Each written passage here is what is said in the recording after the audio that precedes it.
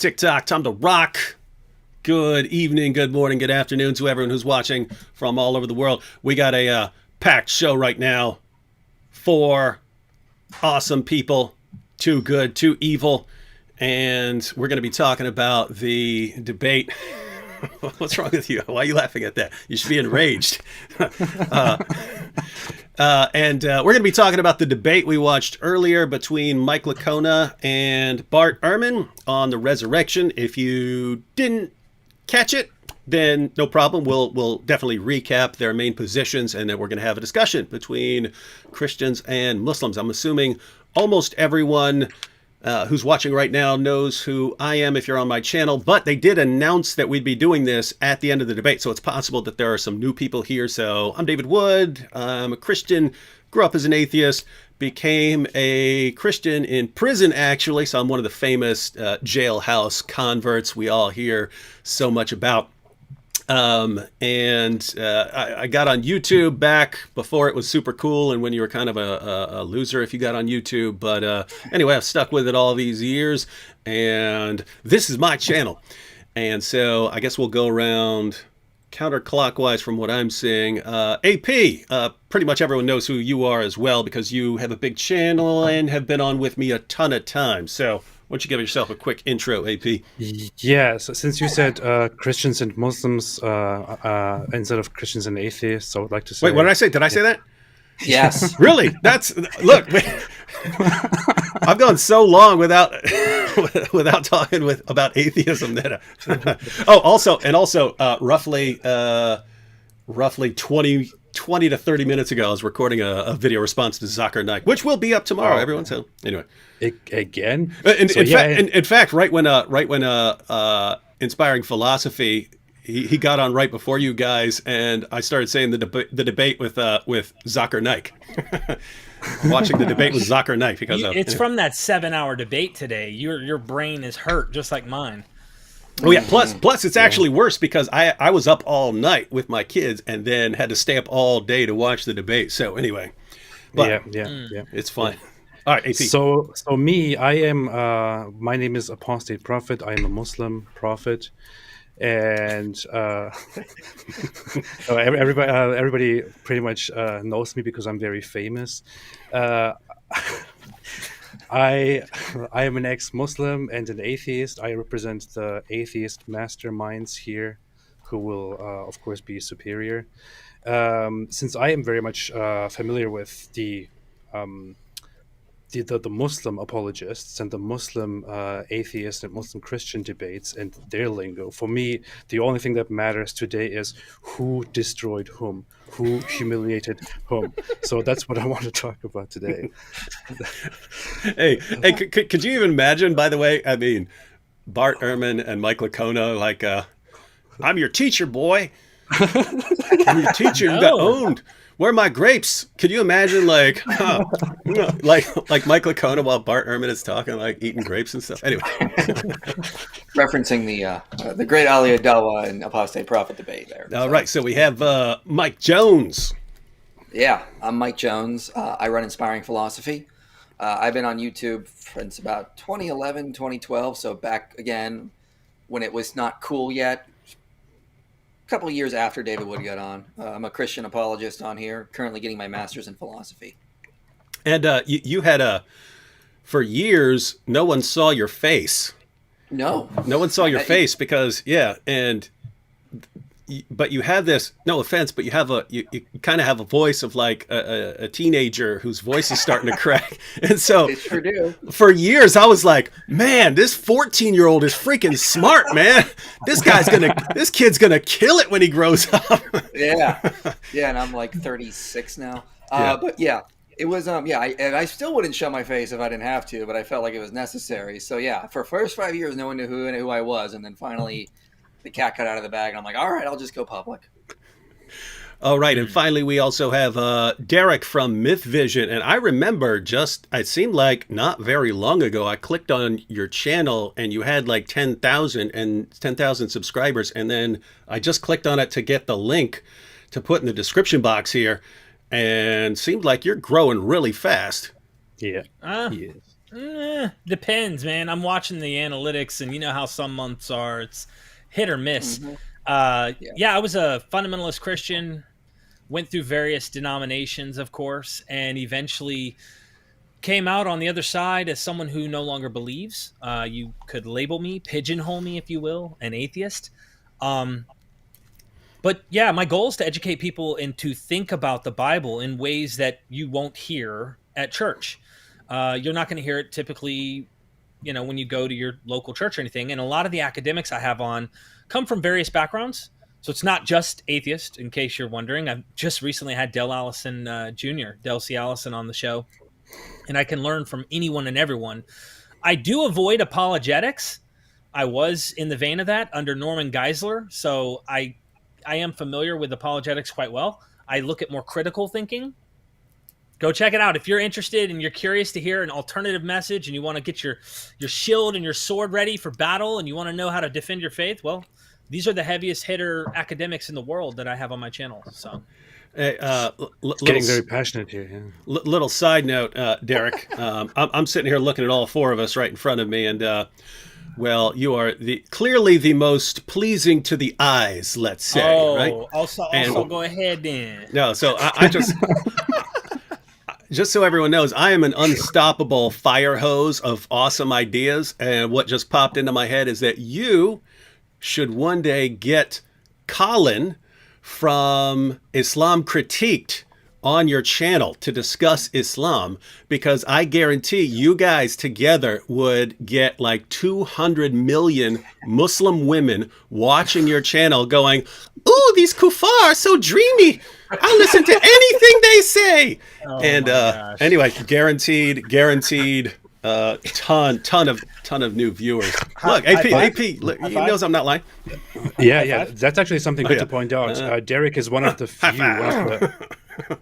Derek is one of the very few people online who runs such a channel that mostly focuses on criticism, critically analyzing religious and myths and things like that.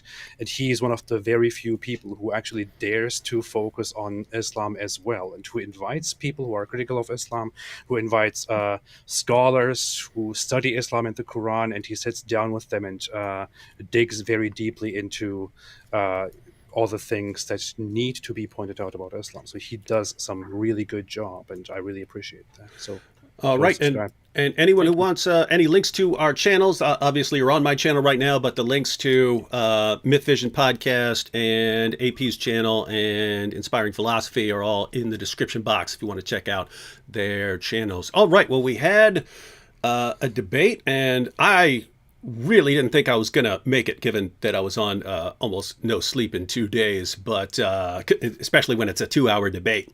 But it actually, because they're switching back and forth between taking questions and them responding to each other and had breaks in there and so on, it actually moved along at a really good pace. So let's go ahead and go around, whoever wants to start, and just give some overall thoughts on the debates or anything you wanted to talk about, and then we'll get into a little more specifics afterwards. So who wants to jump in first? You want me to pick one? Why don't we let one of the atheists go first? Yeah. The first shall be last. Okay, the first shall be last. So, Derek, what do you thought? And you were actually they said you were moderating the questions, right? yes, Q&A. I was controlling the Q&A. They wanted me to pick coherent questions. If you didn't write one, don't murder the messenger, okay? There were definite differences in some of these questions. Anyway, it required my attention. I think there was a part towards the end where I kind of blanked out for a while because I'd already caught up on questions, and it was kind of repetitive in certain points. But overall, I thought it was a very interesting debate. I don't think there was much.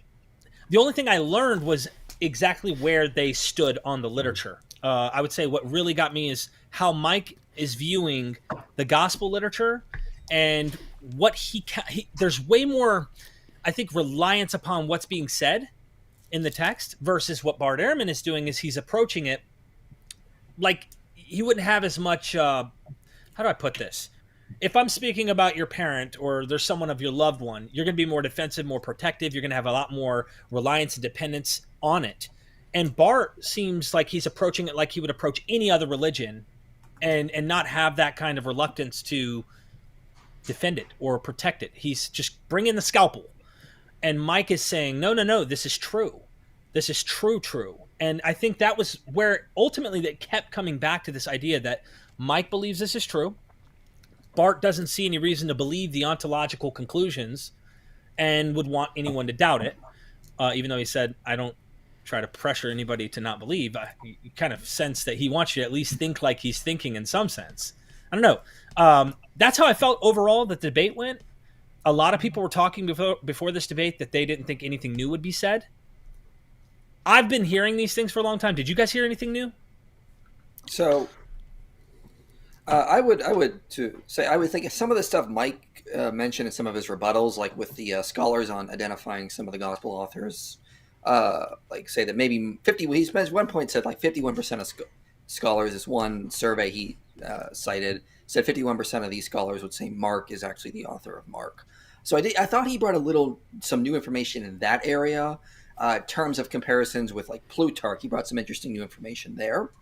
But for the most part, it was a lot of repeating from a lot of stuff we heard from like past debates for sure. My overall take on this was I thought Ehrman did better in cross-examination stuff. He is very good at when he's in a direct conversation with someone. He's very confident. He projects that. He's very good at getting that across. When he does his rebuttals, sometimes he's a little scatterbrained. Like it was like he repeats himself too much. He says the same stuff. He just sort of harps on the same stuff. And Licona did a pretty good job of going through in his rebuttals from point to point to point to point. So I think Ehrman did a lot better in like the firing back when they're talking directly to each other. And Licona did, in my view, did better in the rebuttal part, getting his rebuttals across in that sense. So I would say what I would say is that one thing I would criticize Mike on is that he needs to project more confidence in these debates. He needs to just say things like yes and no, not, well, I think, this is good. No, he needs to be like, yes, no, and here's why. Like, just be forward, and because Ehrman is very good at showing that confidence, and it can be intimidating, for sure. That's Even definitely if you how I don't draw felt. his conclusions, right? Like, so I wouldn't agree with him on probably plenty of points if we actually narrow it down, but he comes across like, I got it, and you need to see it like my way, and it makes you intimidated a bit. Yeah, I get what you're saying. Yeah. And then by the way, that's just kind of because I've known Mike Licona since 2001, and it's just kind of his personality. He's very critical of his positions, and lots of people are trained, and it doesn't matter. You gotta come hitting it hard. Whereas he's just sort of being honest about his his how he feels about the points and so on. He needs to watch Dawa. He needs to watch Muslim apologists and learn a little bit from them and how to stand his position and his ground. I think he is stronger when he's doing his rebuttals because he's not like eye to eye with someone. He's just like, let me just list my stuff here and go. And then my only critique of Ehrman in that was like he needs to be more bam, bam, bam, bam, bam. Here's my point on this. Here's my point on this. And he just seems like he's a little bit all over the place. But that would be my overall take on it. I will say, if we're going to compliment how they were, Mike is an extreme gentleman. I mean, I've interviewed him myself, and I don't think he's one of my favorite to talk with. He's just one of the guys invites me to go shooting with him one day. And he's just such a nice guy. We're sitting here talking. You guys take that. We live in the South. Okay. So you got to bear with us. All right, y'all. Yeah. So the thing is, I wasn't there from the very beginning. I had kind of a busy day taking care of my kids. So I was kind of in and out. I missed the beginnings. I jumped in at some point in the morning. And as soon as I jumped in, what I noticed was that Bart Ehrman was going very hard. Like he was very aggressively, questioning and examining Mike Licona's positions. And Mike Licona was just being very calm, as you guys just described. I heard things that I have heard in these debates for a long time. I joined toward the second part of the debate and then very much listened through it until the end. I think to many people, one of the most memorable things will be Bart Ehrman's closing statements, his final speech. He was trying to be trying to really clarify certain things and explain where he stands on what you believe and how it impacts people and what he really cares about. Like, believe what you want, just don't harm, and so on. And he was also going into how people are biased in believing in certain things. I think one thing that is very different about Bart Ehrman is he's quite different from the regular atheist or anti-theist debater, in that those people usually don't give scripture very much credit. They are just being very critical of what theistic people believe in, and they just want to attack the whole idea of believing in something. Bart Ehrman puts much more trust in the actual text of the New Testament, and gives some credit to how much it actually accurately represents Jesus as a historical figure and the things that he may have said and not have said. His criticism is that much of what you find in the Gospels might be certain legends that do not necessarily represent the true Jesus and the things that he really said, but that people, because of their beliefs, added these things later on to the text in order to shape the certain religious figure of Jesus whom they wanted to follow. And that is also a field that I find personally very interesting. Dr. Michael Kona makes a lot of appeals to certain prophecies that you find in the Hebrew Bible, in the Old Testament, and how they correspond with things that Jesus did in his life or said in his life. But then can you really trust that Jesus actually did and said those things? And why were they actually included in the New Testament scripture? Were they included because people just wanted him to fit into that specific narrative, and so on? That fits the Q&A session I had. So there was an interesting question. Everyone knows Mike Licona got in big trouble for talking about what skeptics like to call the zombie apocalypse in Matthew. But Christians will probably call just the saints resurrected in this motif in Matthew 28. And he got fired from a job because he took a stance that this was not literally historical, that it had some other usage. He doesn't like the term legend. Legend carries this package I don't think he's interested in using. I know Del Allison's okay with it, but at the end of the day, there was a question that I saw, it was interesting, about is that passage trying to fulfill scripture? Because Matthew's all about, and this fulfilled scripture, and this fulfilled scripture. So is Matthew's driving interest is to fulfill scripture rather than necessarily write history? And this is something interesting why I said that when they approach the literary text, they have a different approach. And one is looking at it I feel like one is looking at it not having to protect a creed in some sense. Like if we get to the virgin births, that was one of the highlights in the debate where Mike and him were arguing, and Bart was saying, look, how many virgin births are in antiquity? And he says, a lot. And he goes, yeah, and these are in the Greco-Roman world. And you see this in the Gospel of Matthew and Luke, and he's trying to lift it and bring it over. And I could see this was not a very comfortable place because of his faith. That's my opinion. Maybe I'm not a mind reader, but it appeared that way. So I'll shut up after that. But yeah. If anyone doesn't know in case people didn't watch or you don't know Mike's background, he believes that. Well, I mean, he's correct that in the ancient world, writers would use literary devices that are not common to us anymore, and so they seem really weird to us, right? Mm-hmm. I'm sympathetic to the idea of literary devices that we no longer use anymore, and that might be confusing to someone, from a different place at a different period in time. So just imagine you're watching your football team or something like that, and you walk out and you say, oh man, they slaughtered those guys. Well, saying slaughtered there is a literary device, right? Yeah. No one actually got slaughtered. But you can imagine coming, 2,000 years from now to where they don't use any terms like that in that way. And they go, oh, those poor people got slaughtered over a game. And then, what you hope would happen would be then when they see that the team was around later, a week after, oh, maybe they're speaking differently than what we are. So there's no Wait question. a minute, I thought those people were slaughtered. Yeah. So there's no question that people in the ancient world used different literary devices. It's just to what extent. And so Mike looks at certain things in the Gospels, and especially when he can find parallels in other sources of similar time, and say, oh, that person is clearly using a literary device over here, and they're doing something similar in the New Testament. So maybe they're using a literary device over here. But yes, that can get him into trouble. And it's funny because I notice Bart Ehrman likes to bring up the things that he knows will get Mike into trouble. Yeah, that's kind of funny.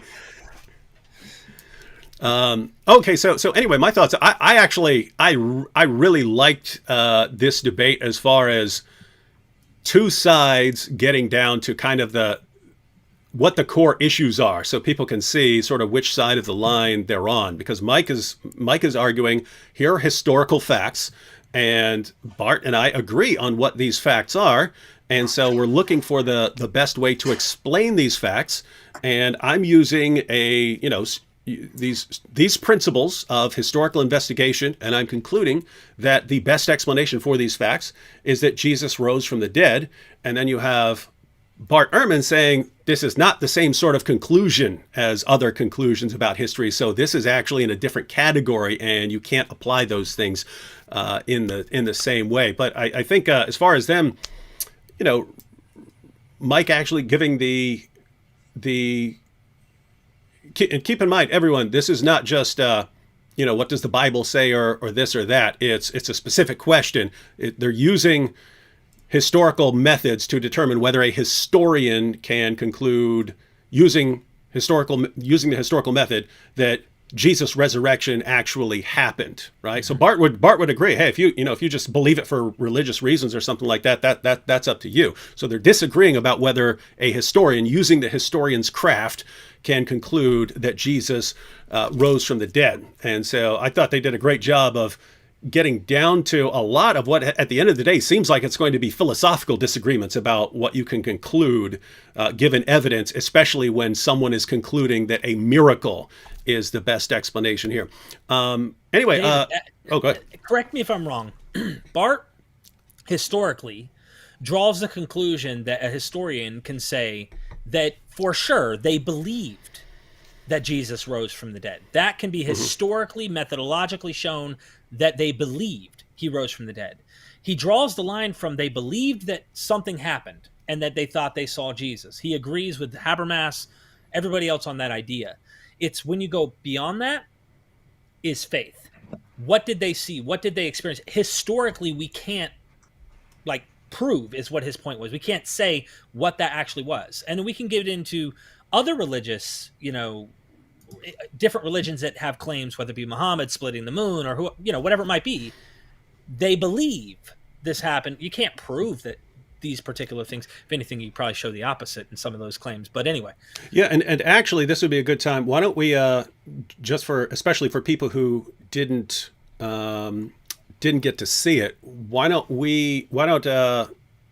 Mike Jones here and I sort of lay out, not going into a ton of detail, just the main argument, and then you guys can summarize Bart's main argument, and that way people will start to see where the dispute was, that I think was anyway, especially for people who haven't been following a ton of debates or don't know what the discussion at that level is. If you've been following Mike Licona and Bart Ehrman for a while, you know their positions and so on. So there wasn't a ton of new stuff there. But as far as anyone who wants to know what the issues are, they did a good job getting to the core of the issue. So Mike, you wanna break down Mike Licona's main position, and I'll share anything I want, and then the general position that Licona was laying out is that we have these facts that are agreed upon by the majority of scholars from the New Testament. We don't have to assume everything in the Gospels is reliable. We don't have to assume everything we're getting from the Bible is reliable. Just there are these certain facts that sort of come out of the sources that have been handed down to us. And so from these facts, like the idea that Jesus that appeared to Paul. There were skeptics that converted. Had a group, appeared as some groups as well. That I don't think he really brought up the empty tomb, but that could be another issue as well. But this idea that there were these skeptics converted, there were these appearances that happened. One second. I actually took a screenshot of his fact slide, so I'll just run through those real quick. The facts he used for this debate: Jesus' death, his appearances to individuals, his appearances to groups, his appearance to Paul, that they concluded that he had physically risen from the dead, and that they regarded it as a historical event. And the only one I think Ehrman disagreed with was the group appearances. But those are the facts he used. But yeah, go ahead. Right. In supporting that, he also mentioned that there is evidence that at least some of the apostles did suffer persecution. I know he mentioned that as well. He also mentioned the possibility of James, who was a skeptic, converting as well, which I don't even think Ehrman disputes that from what I remember him in interviews saying. But so Licona laid out these facts. Then he basically said, okay, let's see what the best explanation for these facts is. Can they be explained by the idea that the disciples lied, or that they had all these hallucinations? And his point was that regardless of philosophical beliefs, background, philosophical presuppositions, naturalism, or theism, the simplest explanation, the explanation that's going to make the least amount of ad hoc assumptions, that's going to have explanatory scope, it's going to have explanatory power, that's going to be plausible, regardless of metaphysical presuppositions, metaphysical prejudice, the simplest and most parsimonious explanation would be that a resurrection happened. So that was Licona's general position that he was laying out. And so his reply, and he goes into this in a lot more detail in his book, is that when you try to offer an alternative explanation to the resurrection hypothesis, like a naturalistic explanation, he mentioned one specific guy in the debate, and he went into challenging those natural explanations this guy offered. You get an ad hoc explanation. You multiply entities beyond necessity. It's not plausible.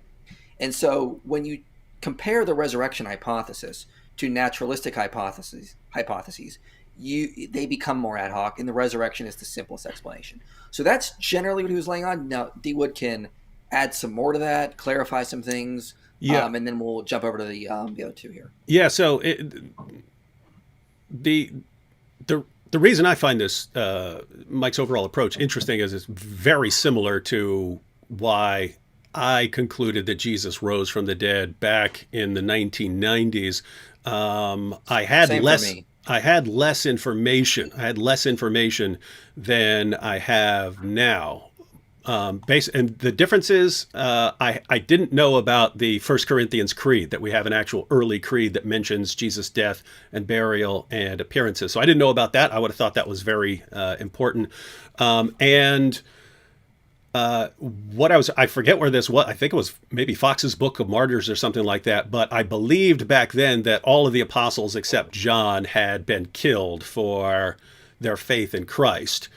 When, for everyone who's heard that, we have good reasons to think that a few specific people were killed for their belief in Christ, but a lot of the other ones are from late sources. You have sources on them, but they're late, and so it's going to depend on how much confidence you put in those sources. And so, but apart from that, the reasoning is the same. It's here's what we know, and so these guys back then reached very quickly a conclusion that Jesus had risen from the dead, and what explains that? What accounts for their belief? And so back then, I'm just thinking, okay, someone hallucinates, but I could hallucinate right now. I'm not going to conclude that someone rose from the dead, or someone dreamed about him. Well, I could dream about someone, grandma dying and then appearing to me. I'm not going to conclude that grandma rose from the dead and appeared to me, let alone to multiple people. And so,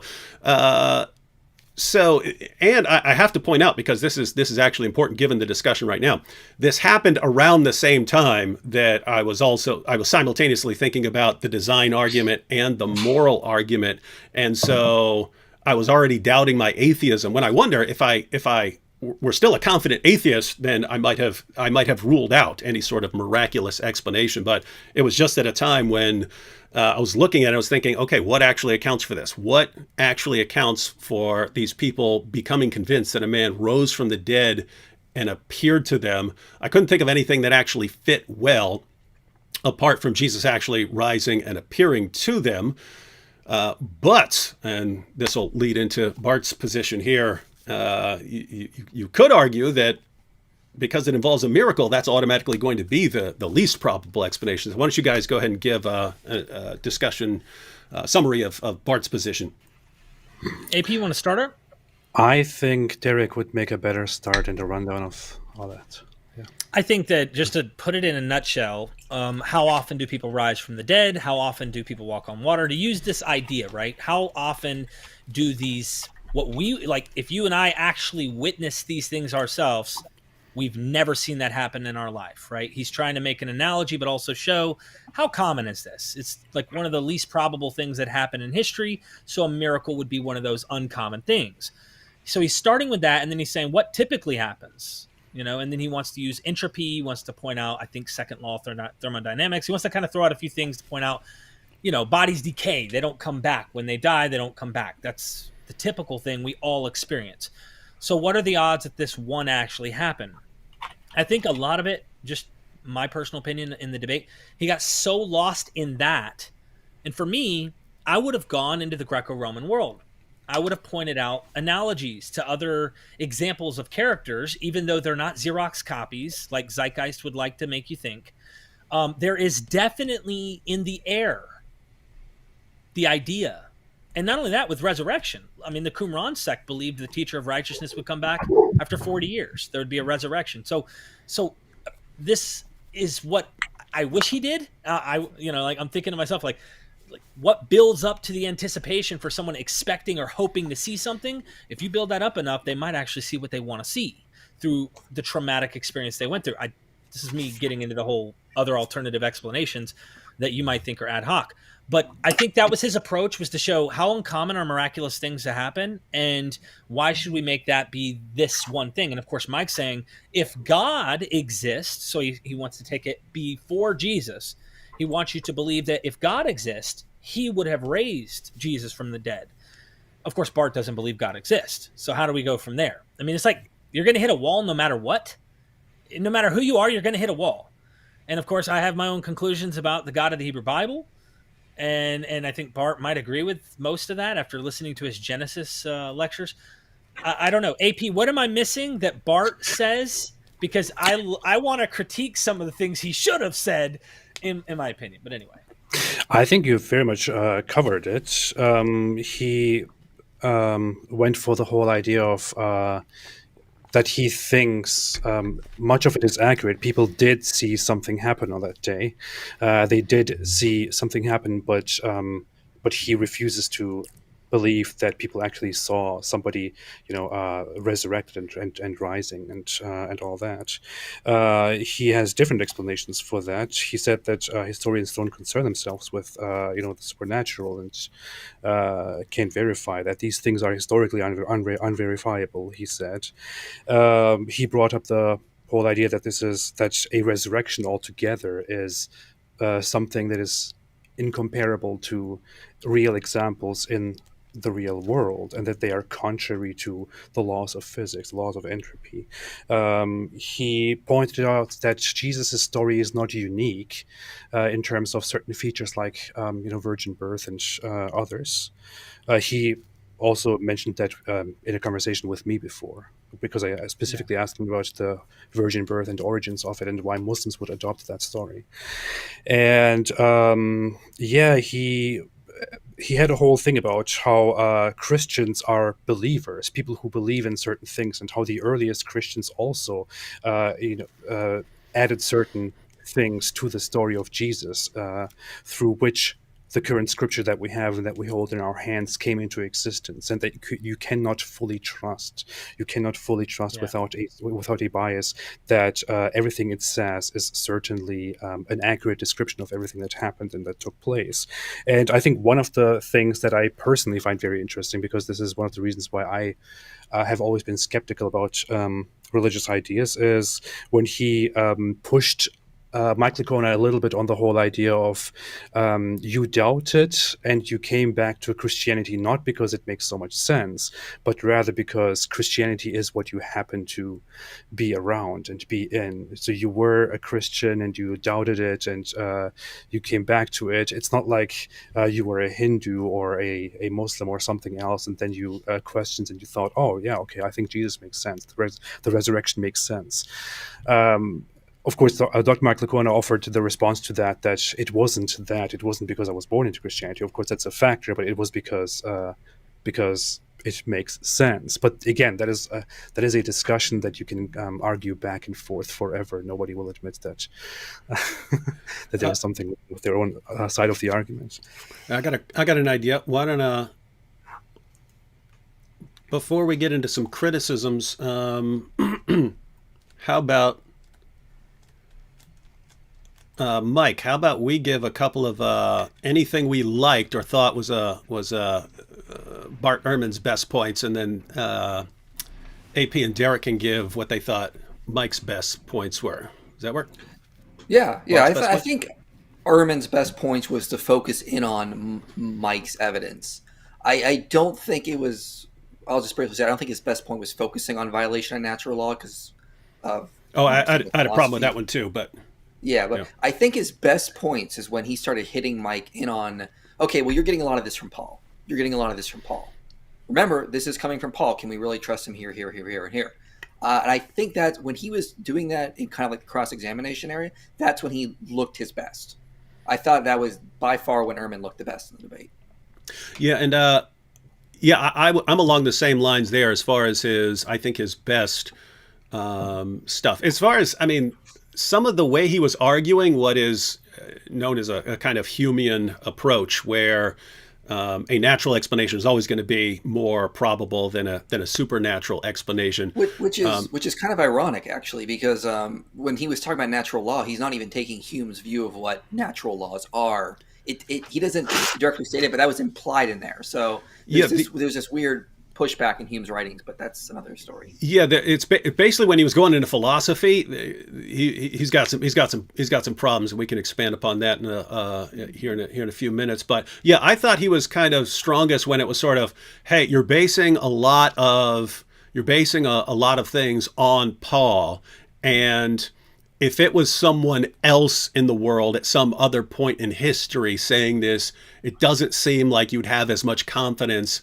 in this one guy, even if that one guy were willing to die and knew other people and so on. Doesn't seem like you'd put that same level of confidence in that. And then also, going into appearances of Mary and stuff, and my goodness, you should be all over these if you believe in eyewitnesses seeing these things. So I think that was kind of I think that was his best stuff. But guys, did you think? Oh, go ahead. One quick thing, one quick side quest. I think we all agree on this. I thought it was great how they both kept saying, "Yeah, of course Jesus died by crucifixion, guys." Like, who would reject that? And I just kept thinking of AP and D Wood here, and I'm like, oh, they're loving this part. 1.6 billion people. That's who. All right, guys. So what did you guys think was Mike's strongest points, and then we'll get into points where we really disagreed. Okay, fine. You want me to say it? I'll say it. I really enjoyed how Mike stuck to the creed in 1 Corinthians 15, and wanted to point out, like, he did a really good debate tactic, in my opinion, and I think he's very honest in the way he presents this. But he's like, Dr. Ehrman, you agree with me. Like, we agree. You believe what Paul's saying here is accurately presenting. I'm more cautious, personally, on 1 Corinthians 15. I have my reasons, and Bart brought one of those up. There's 500. witnesses. And I kind of wonder if this is a jab at Pentecost. Is this, there's different ideas on how to explain this, but why the Gospels never mention 500 is beyond my understanding. Also, women aren't mentioned. Why aren't they mentioned? Dale Allison talks about this in his resurrection book. Anyway, I thought he did a great job on that 1 Corinthians 15 and saying, by the way, you know what else Paul talks about? Group appearances. And he wanted to drive that, I think, and to point out, well, you can't have group hallucinations. Now, I know people want to bring up Fatima and whatever, like to kind of point out people see things in a group setting and maybe they are interpreting it with that cultural, whatever they already are hoping for or whatever might be what they're visioning. Like Mary has appeared to many people in groups. I don't know. I'm throwing the criticism back, but the point was he actually drove that home. And I think Bart avoided dealing with the group concepts. He kind of just kept dodging that group thing, and he could have actually dealt with it head on if he had I don't know. I've never heard him actually deal with the group thing specifically. That's my critique of Bart, but also my thumbs up to Mike Lacone on that. What do you think, AP? Yeah, I think the good thing, as far as I heard and listened to it, the best thing, I agree with Derek very much here, from Mike was his whole idea that if you agree that that these reports are very much authentic and that people did see something on that day, then how could you possibly explain it with anything but that they actually saw Jesus rise and all that, because you cannot have a group hallucination like that. There is simply no other proper explanation to this. And I agree with him, actually, quite a bit on that. I think the more Bart Ehrman, explicitly and insistingly agrees that accounts of that day are authentic, the more he causes a problem for his own position, because he has to explain what actually happened instead of an actual resurrection. And I think Mike insisting that the resurrection is the best explanation because nothing else makes sense is, I think, a good point. He makes good use of Bart Ehrman's, I would say, a little bit weak position there. The bad thing would be, I said, I just caught one thing that he said which I thought, okay, that's a bad position to have, which is him saying that people would not create a fictional narrative, of Jesus and of certain life events because if that was the case, they would have made something much better out of it. And he brought in the whole factor of embarrassment and all that. And I think that's kind of that's a strange argument to make. I think it's, I don't know. All right. Well, let's get into some criticisms. Me and IP can start along the same lines of what you guys were just talking about on the issue of Ehrman on the group appearances, because I believe it wasn't in the Q&A where he's asked, why are you, or did Mike ask him? You'll remember, Derek. He was asked, hey, why are you what? Said I might remember. Yeah. There was oh yeah, I guess you're busy. You might have been really busy. I asked him a question, on this.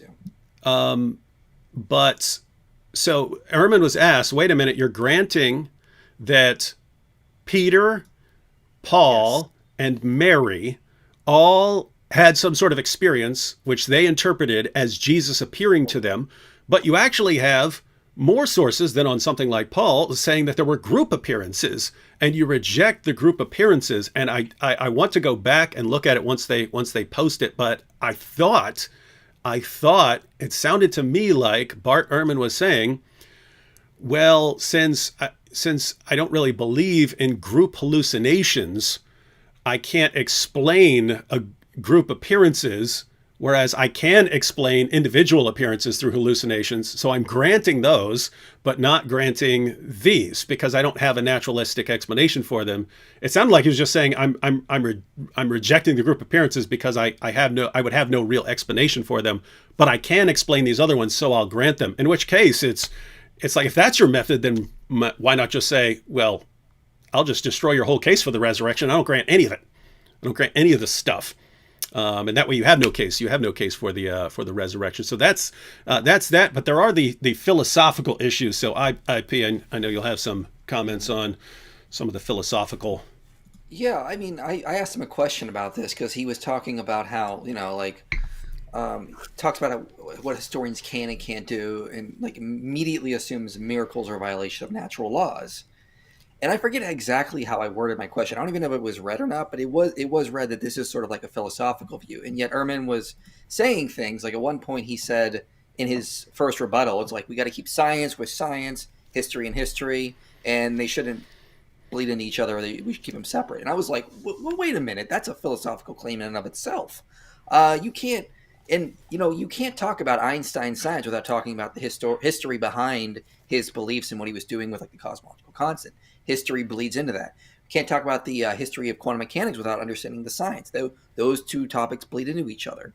And philosophy is being bled all over this debate. And I was just like, it was just a little frustrating sometimes to hear Ehrman say these kind of philosophical things. Like at one point, Ehrman claimed in his the first time questions were being asked to Ehrman, he claimed it's an historical fact that the laws of nature have not been broken. And I was like, well, hold on there. And I wrote it down as he said it because I was like, oh, I got to jot this down. What do you mean that? Because like how you're talking about how historians cannot investigate miracle claims. How could you investigate if the laws of nature have never been broken? Like that just seems to go a little too far. If he would have said historians can assume that it's likely they have not been broken, which I think probably what Ehrman was trying to say, he maybe just worded it wrong. But it just seemed like he was putting so much emphasis on this idea that miracles are a violation of natural laws. But what if you take like a Humean view of natural laws? Like they're just descriptions or patterns that we observe. They sort of supervene on the natural world. I mean, by that logic, you wouldn't be that much of a problem because miracles will not be violations of natural laws because they supervene on the way the natural world works, and an outside agent could insert something. And the regular patterns would take over. Like the analogy I use is like Jesus turning water into wine. Let's say he did that. Well, the natural laws take over immediately once it's wine. If you drink it, you're going to get drunk. I mean, the natural laws take in just because an outside agent has inserted something new to the system. There's still going to be natural patterns after that. They just sort of explain what is happening without outside interference. So I felt like he was focusing way too much on that philosophical view. And I don't think it really helped him that much because when you get into the nitty gritty stuff, there's a lot of problems there, in my view. Yeah, actually, I'd like to. Correct me if I'm wrong. I just want to quickly add something to Oh yeah, no, I was going to say because I wanted you guys, of course, to criticize Mike's position with anything you thought were weaknesses. But since this was such an important issue for Bart Ehrman, and it seemed like his main point, yeah, why don't we spend a little time on this? You guys give your thoughts on this as well. I want to quickly say I agree. When I heard him argue so much about the laws of physics and how resurrections simply don't happen, or things like these don't happen, they simply don't take place, I very much agree with IP here. And correct me if I'm wrong. You seem to focus very much on that. I simply want to present a very dumbed down version of what Bart Ehrman was actually saying. And he was basically saying, it sounds like to me, things like these don't happen because things like these simply don't happen. Resurrections cannot happen because resurrections cannot happen because they violate the laws of nature and the laws of physics, which is a very strange position to hold in such a debate where you are supposed to debate lengthily and find out whether the resurrection did or did not happen. Going into that with it violates the laws of physics, therefore it cannot happen, so I cannot accept that position to begin with, is kind of a strange stance to have, right? I must critique for 1 second just my thoughts on that kind of approach in a debate like this. To me, I'd be more interested in literature and in the text and things than I am in these philosophical, what are the laws of nature type of things. I would rather. No, we got to do it right, dude. I'd rather. There we go. No, I seriously thought it would be interesting. For example, I'll just read a quote. I think a quote's always good to do. M. David Litwell wrote this in his book, Jesus Deus. Christian theologians, ancient and modern, have declared that it is not in Judaism, Jesus, this is the resurrection, the Jesus individual, which is important, historical resurrection, because the Jews had the nation always represented a resurrection concept, Ezekiel, etc. Historical resurrection. They urge is a complete novum in Jewish thought. a surprising and unheard of act of God. As a result, such a resurrection legitimates the uniqueness of Christian revelation and truth. From an ethic perspective, however, although individual corporeal immortalization may have been novel in Judaism, it was not distinctive in Hellenistic culture. Justin Martyr famously, or infamously, if you will, declared that when we Christians say also that the Word, i.e. Christ, was crucified and died and rose again and ascended into heaven, we propound nothing new beyond what you believe concerning those who you call sons of Zeus. And this is in First Apology 21.1. Here, Justin Thoroughly Christian declares that resurrection is not a uniquely Jewish or Christian category. I think if he'd approached this, laying out when he kept talking about probabilities and stuff, if he would have approached this as saying, here's like the world they live in. They think demons are everywhere. They think literal blood has magical powers to purge people of sin. There's these ideas that today we eat chicken from Chick-fil-A like I did this morning, and I think nothing of the magical powers of the blood that was in that animal at one point. I think building that kind of thing and showing the worldview that we're building up would have been better. My criticism would have been of Mike Licona when he approached this idea of comparing Jesus with other gods. He quoted someone who said that there's only 3 to 5 agricultural cycle deities. This is the only thing. And then he said Greco-Roman literature talks about death to life characters, doesn't go into them. My one of the major criticisms, because I'm big into that comparing and just seeing, is this in the milieu? Is this in the zeitgeist? Is it in the air? Do people think of Asclepius as possibly resurrecting, or Hercules jumping upon the pyre and riding on a what is that wild mythical creature to heaven? And he has more kids too. He's a physical god in heaven after burning himself alive here on earth, and he still carries on and has more children. So I think comparing it into that zeitgeist would help better paint a picture. But I could see why maybe he doesn't put too much value in that. That's my criticism. But remember, I'm coming from my side saying, look, I used to not know anything about any of these things. I never knew Justin Martyr compared his understanding of Jesus with the sons of Zeus and stuff. They were far more like C.S. Lewis, it appears, than I think modern apologists are giving credit. I mean, they were way more flexible in ways that we aren't. And I'd love to see that happen more with Christian apologetics. So that's my thoughts. But you remind me, I need to do a video on Justin Martyr. You reminded me of that. Oh yeah, I just wanted to add a few comments on the issue of the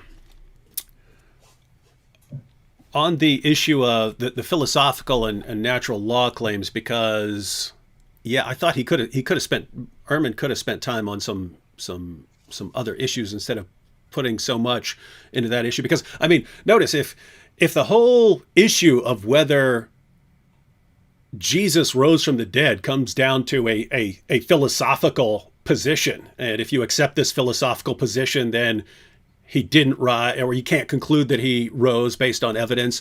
And if you reject that philosophical claim, then it's fine to believe that he rose from the dead, and you can prove it. Then it's just a matter of your opinion. But he was kind of sloppy on the issue. Like Mike at one point actually broke it down, which I forget what Mike used, but he said, if I drop this, then the law of gravity says it will fall until it hits something, and I could drop it 100 times and it will keep falling. But at any point I could reach in and grab it. I haven't stopped it. I mean, I haven't violated a law of nature. I haven't violated anything. It would have fallen. I stopped it from doing what it would have done according to natural law by stopping it. And so the issue would be if I was about to drop this and then God stuck a hand in there and stopped it, then that's not a violation of natural law either. Natural law would describe what this thing is going to do if nothing stops it. I think Mike could have said the same thing about the law of entropy, because Ehrman his view of entropy, which is if you have a system, the overall amount of entropy or disorder in the system is always going to be increasing. That doesn't mean that you can't increase order anywhere. It's the overall entropy. And so, I mean, following Bart Ehrman's definition of the natural law. Every time I make a sandwich, I'm violating a law of nature because I organized something. And so it's the reason is he was applying that to something like the resurrection, whereas if a body dies, then entropy takes over and the body is going to decay and it's not going to come back to life. And it's because if something does come back to life, if something is resurrected, then it's violating a natural law, because the entropy would be decreasing because we're becoming more organized. And the reason that's weird is, we're getting to the point where, now someone can die, their heart can stop, and you can clear, zap, and someone that would have died is now coming back. And as technology gets better, people can go further and further along that line and still be brought back.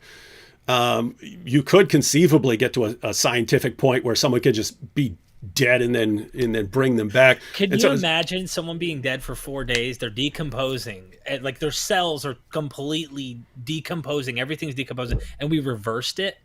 What would then happen? Would everybody be like, "Hold on, are we doing?" I'm being kind of condescending here, but imagine if we did that on a normal and it became a regular. Would we be doing better miracles than Jesus at that point? Yeah, well, that's the claim. See, no, you can bring up points like that. So my only objection to what he's saying there, my only objection to what he's saying is it's not a violation of natural law. If you had some ability to take a dead person and reorganize the person somehow to bring him back to life or whatever it would take, you're not violating some natural law. The law is that the overall amount of entropy is increasing. Anytime you build something out of Legos or a tree grows, entropy is decreasing as far as in that specific spot because the tree is growing and becoming more organized from the little thing that it was. And so anyway, it's basically the whole thing is, I think Ehrman is sloppy on some philosophical claims that he makes. And so either he should learn them really well and become much tighter when he talks about philosophy and natural law, or just ignore that stuff mostly, except for a general point about miracle claims being in a different category from normal claims. Anyway, that's all. That's to be fair, Lycona could have hit him really hard on that, and instead he was just like, "Well, I don't think miracles are a violation of natural law." He should have gone a little bit more into like that and said well, let's talk about natural law. Let's talk about the different views of them. But they're historians. They're not philosophers here. So this is one of the things there.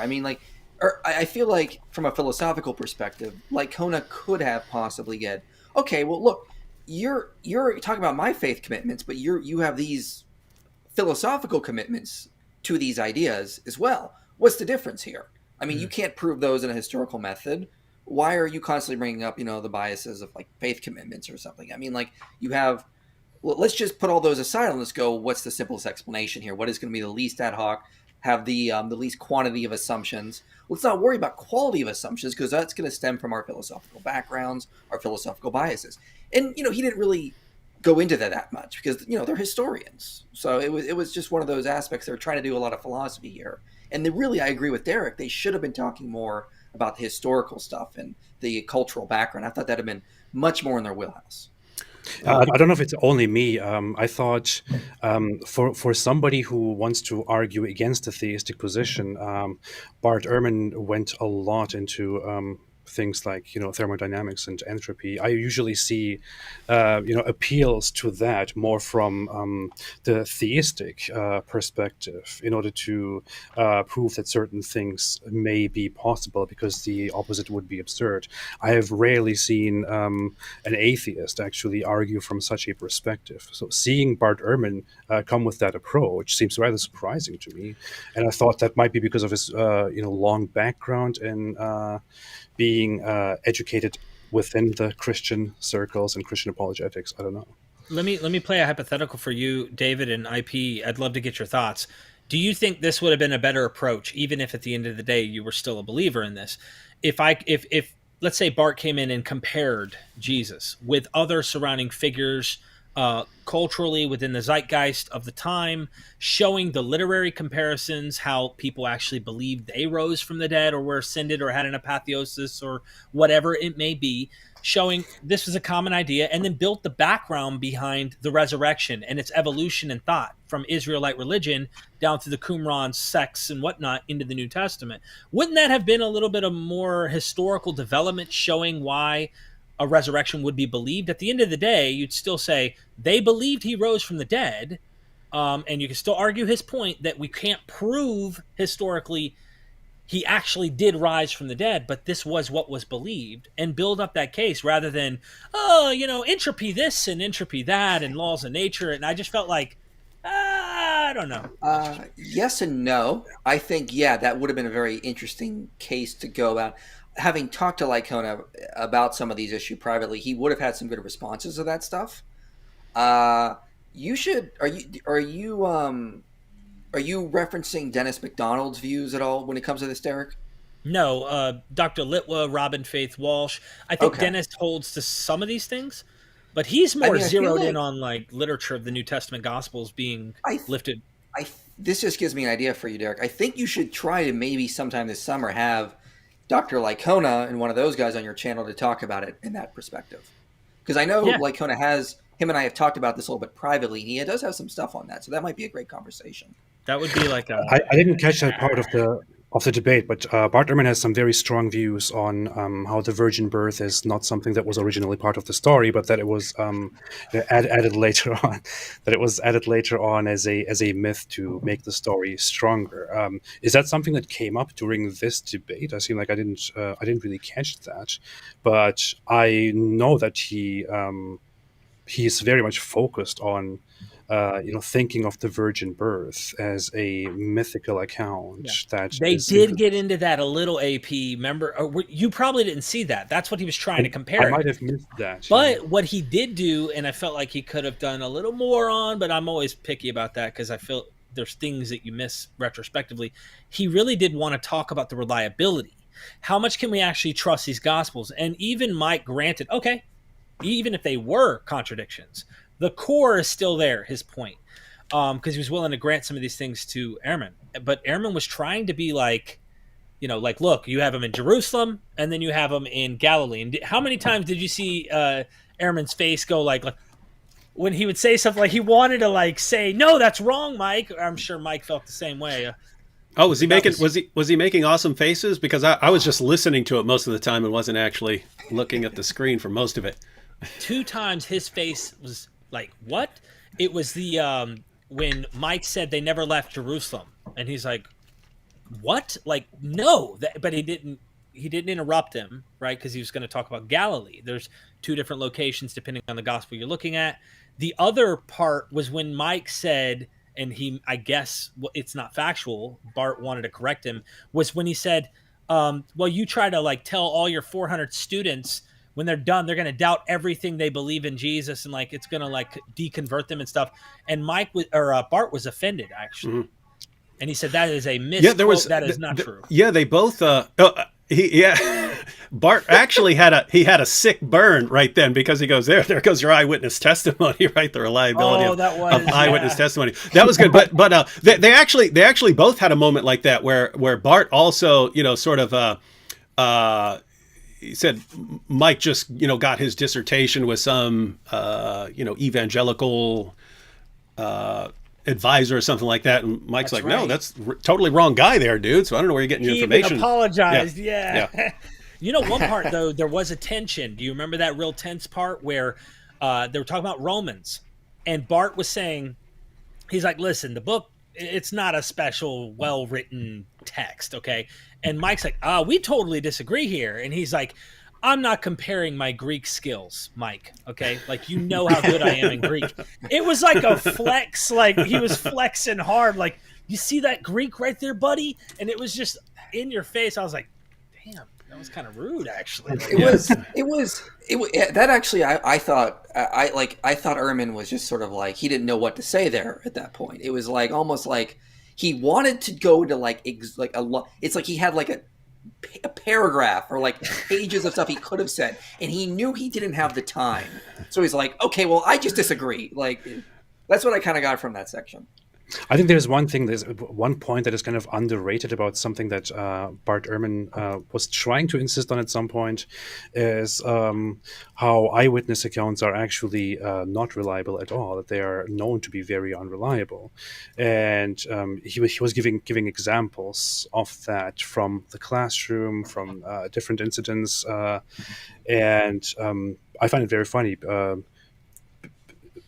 Taking psychology classes, I remember some research that evaluates eyewitness accounts and their reliability, and how eyewitness accounts, contrary to popular belief, are actually very, very unreliable, because people, despite fully believing that they saw a certain thing, misremember events, even very recent events. And while thinking that they give an accurate description of the events, they give a completely false description, or they are influenced by biases or by other people telling them things. They suddenly adopt other people's views or other narratives as their own views. So I kind of wish that they did talk about this quite a bit, but I kind of wish that Bart Ehrman focused more on that whole point of the reliability of eyewitness accounts. Yeah, I have some mixed feelings on that particular issue, because there is, in fact, I mean, he might have, that might have been time better spent than going into a lot of the philosophical stuff, which, if you disagree with the philosophical point, then, you're not thinking his position is very strong.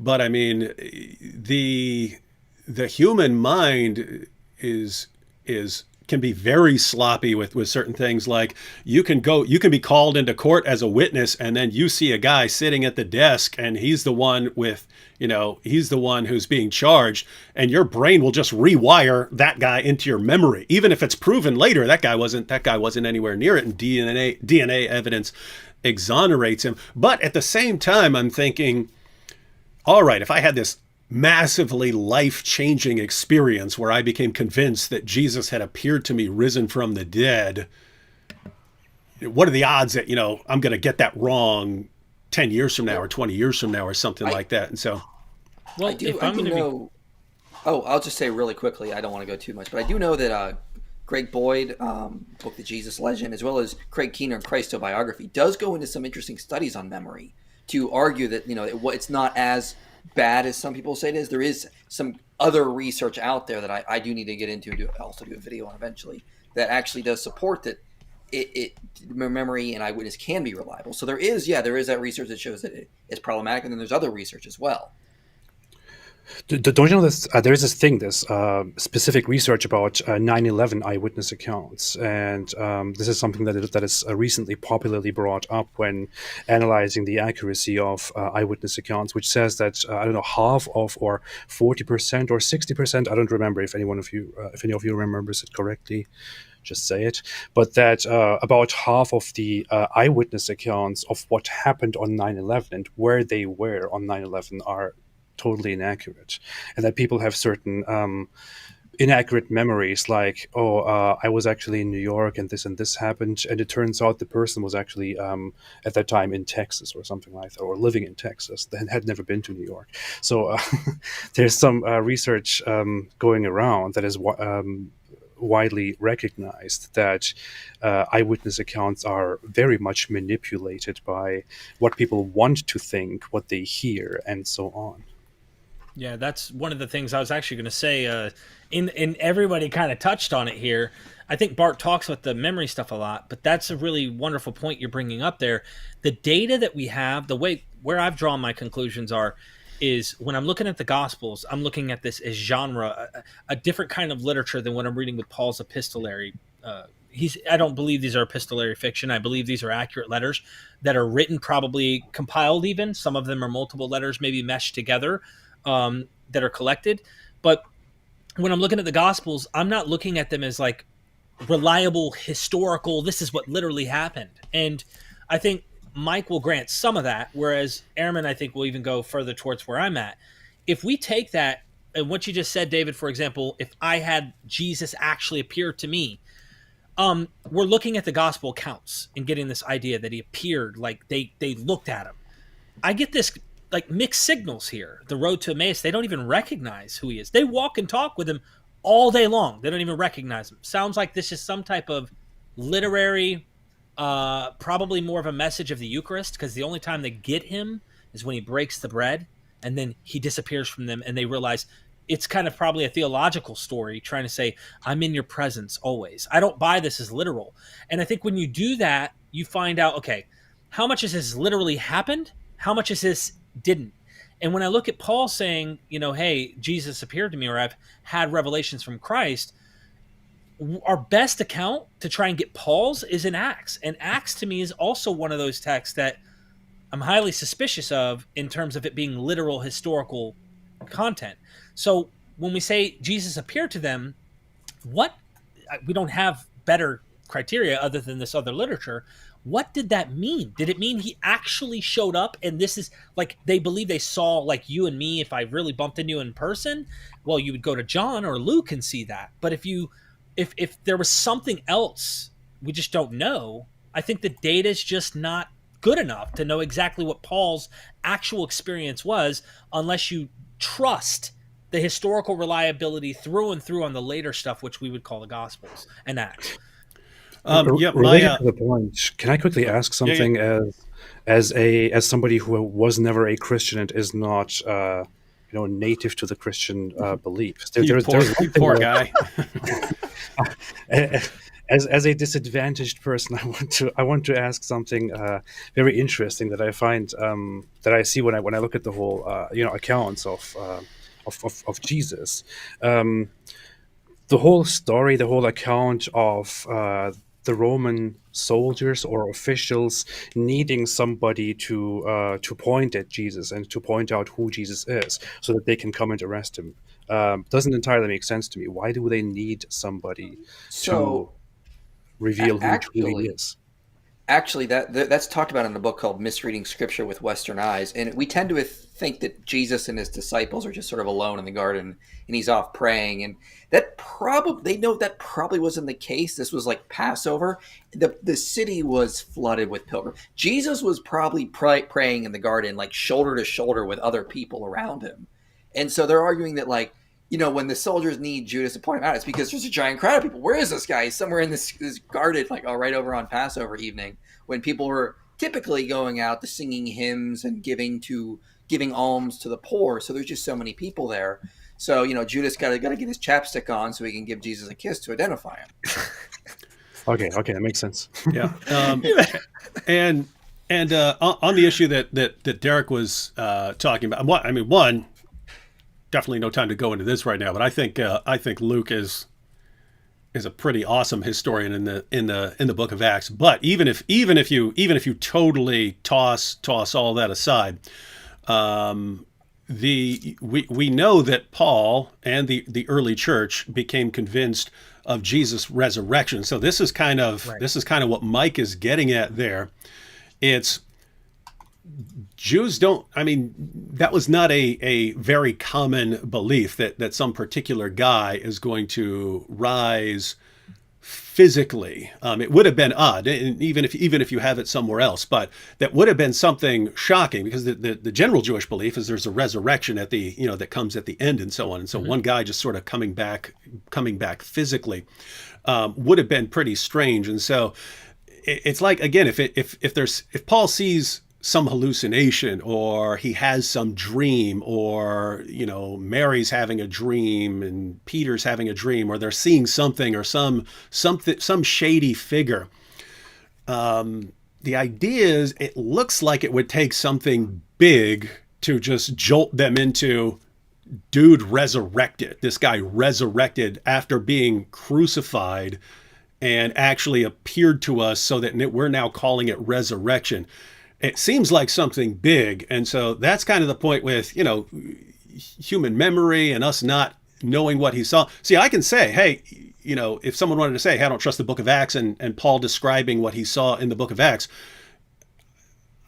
I think Mike would say, even if I had no clue what Paul saw, he saw something that convinced him of resurrection. And it looks like some of the others saw something that they concluded as resurrection to where that became the dominant belief. And so hallucinations don't seem to give you that. Dreams don't seem to give you that.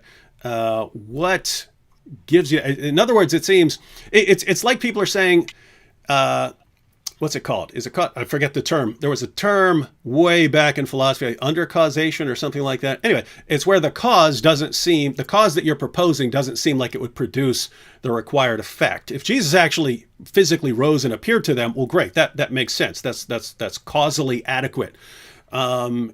Saying something where any normal person back then would have said, "Oh, I see Jesus off in the distance and he's waving goodbye to me." You say, okay, God allowed him to appear to me, or a ghost appeared to me, or something like that, and that would be fine. But oh my goodness, this guy rose from the dead physically, and he's appeared and come back to me and appeared to several of us here. It seems like it's got to be something big, and so that's one of the good things about the debate is it was getting down to how much stock do you put in that. And so someone like Mike and someone like me, I go, yeah, I think it's got to be something big, and I don't think the alternatives are big enough, but I think the resurrection is big enough to fit there. And then it seems like and I would actually put it, if I were Ehrman, I would put it a little differently, but along the same lines. If I were him, if I were to make his argument, I would start arguing basically for that a natural miracle is more persuasive than a supernatural miracle. And what I mean there is, yes, group hallucinations or something like that would be mind-bogglingly improbable because individuals can have hallucinations. The odds of a bunch of people hallucinating and then seeing something similar, or several people in a group, even if they're separate, but and an enemy and a brother, and they're all seeing a hallucination, even if it's not groups, but people all hallucinating about the same guy. Yes, that's really, really, really improbable.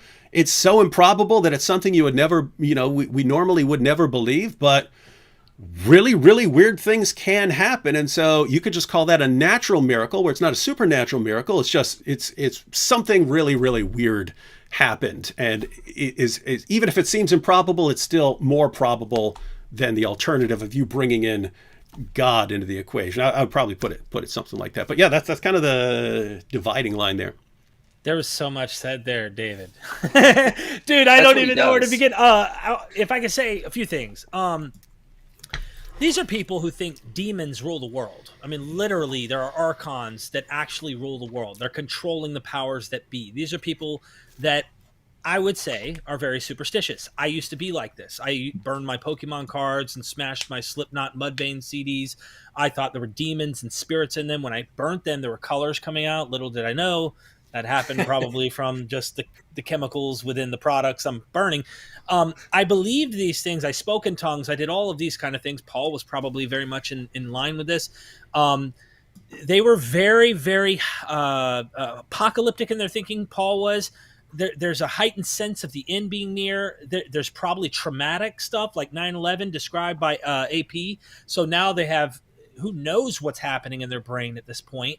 Their master just died, if we're using the cognitive dissonance route. But the one thing I wanted to say about Acts, because I agree with you in Paul's letters, he experienced something that changed him for sure.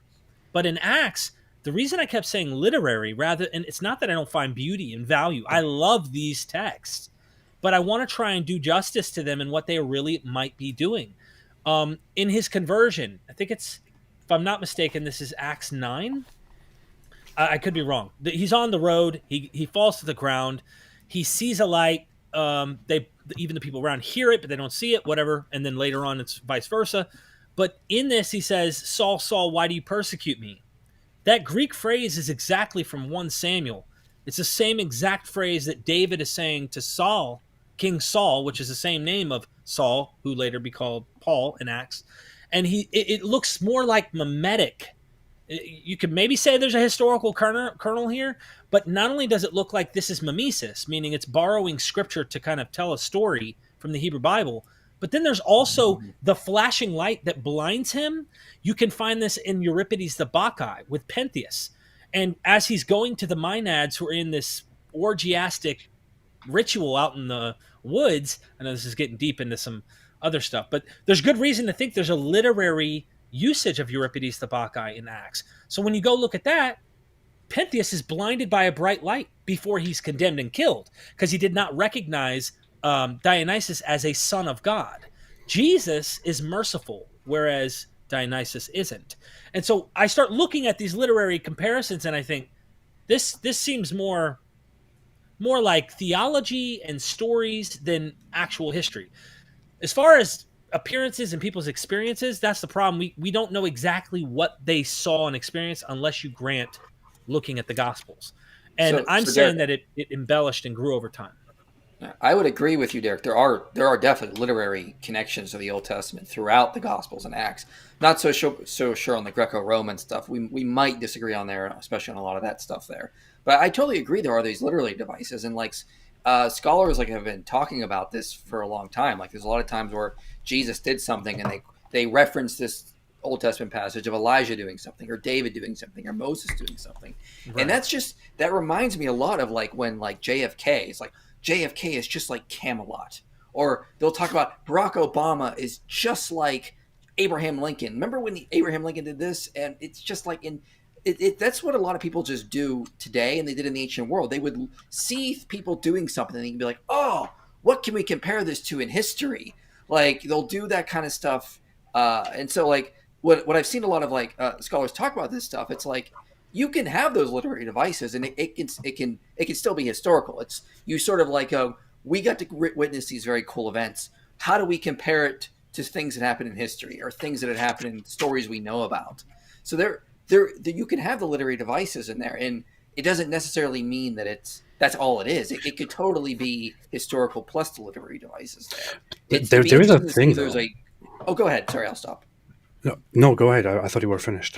It'd be interesting to see if there's a good pattern in there. And when I like where like because when you go through the literary devices, it seems like they're scatterbrained. It's like they're drawing from First Kings here, and then they go to Exodus here, and then they go back to Jeremiah here, and then they want to go to Malachi here, and it's like that phrase though. That phrase, "Why do you persecute me, Saul, Saul? Why do you persecute me?" In Greek, in the LXX, it is literally a lift of the exact Greek. Because persecute and pursue are the same exact Greek word there. And that's why I said this seems more like a lift rather than this is the literal event that happened. I'm not saying there isn't a kernel beneath it.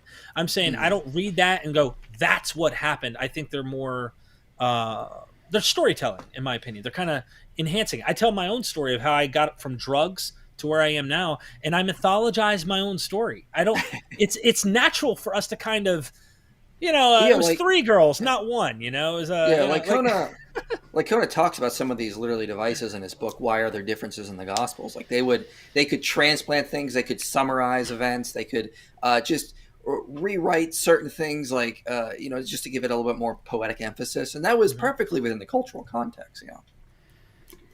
Here's the thing related to that point, and what Derek was just saying. Of course, Bart Ehrman trusts that a lot of what you find in the epistles and in the Gospels is an accurate representation of who Jesus was. He finds it stupid to argue that Jesus never existed. He believes he did exist. He just doubts the authenticity of the accounts of the historical Jesus, how much the New Testament Jesus actually compares to the historical Jesus. And there are certain things that he says again and again that people simply add to their narrative in order to, make themselves more attached to the actual belief. And here is the thing. If people want to wholeheartedly believe in Jesus and his message, or if they wholeheartedly want to believe what Paul is telling them, who can say that people did not over time, adopt certain stories or certain narratives which they created and applied to Jesus in order to make it look like they correspond with certain prophecies found in the Old Testament or the Hebrew Bible, or they even added certain narratives and took certain things that were never meant to be prophecies from the Old Testament and just turned them into prophecies as proofs for the divinity or resurrection of Jesus. That was a common practice as well. The Essenes in the Qumran sects, they took scripture and it was kind of like a Bible code, and they applied things that like we probably reading it anachronistically wouldn't do. David, I wanted to tell you something. I don't know if you ever saw the video a long time ago, man. I'm small fish compared to you in terms of you're just hard to touch you, man. You know, you're on this tower and I'm like, David, I'm trying to reach you. So finally I have this opportunity. I made a video with Robert M. Price after you did a mythicist bash video a long time ago. Oh, did I? And I was a mythicist at the time, actually. And I did this video, and I had him wear a tinfoil hat responding to you. So if you haven't seen it, dude, you responded to me? It. Yes, because that's funny. He was like, let me respond to this guy. And we did like a 20-something minute video responding to you. It was fun. Oh, yeah, that's interesting. I actually, this was, I mean, my goodness, it must have been like 2005 or something like this. This was way back in the day, but I was with Mike Lacona at some conference, and we ran into Bob Price. I don't even know if Bob Price would remember, because people didn't know who Mike Lacona was back then very much. But Mike just went up and had a little discussion with him, because Bob Price had debated William Lane Craig recently, and then we finished, and Mike said, "Well, I'll be praying for you," and then Mike cracked up laughing. But Bob Price is cool. He's like, "Well, thank you. I appreciate that. That's nice." So it's he seems like a nice guy.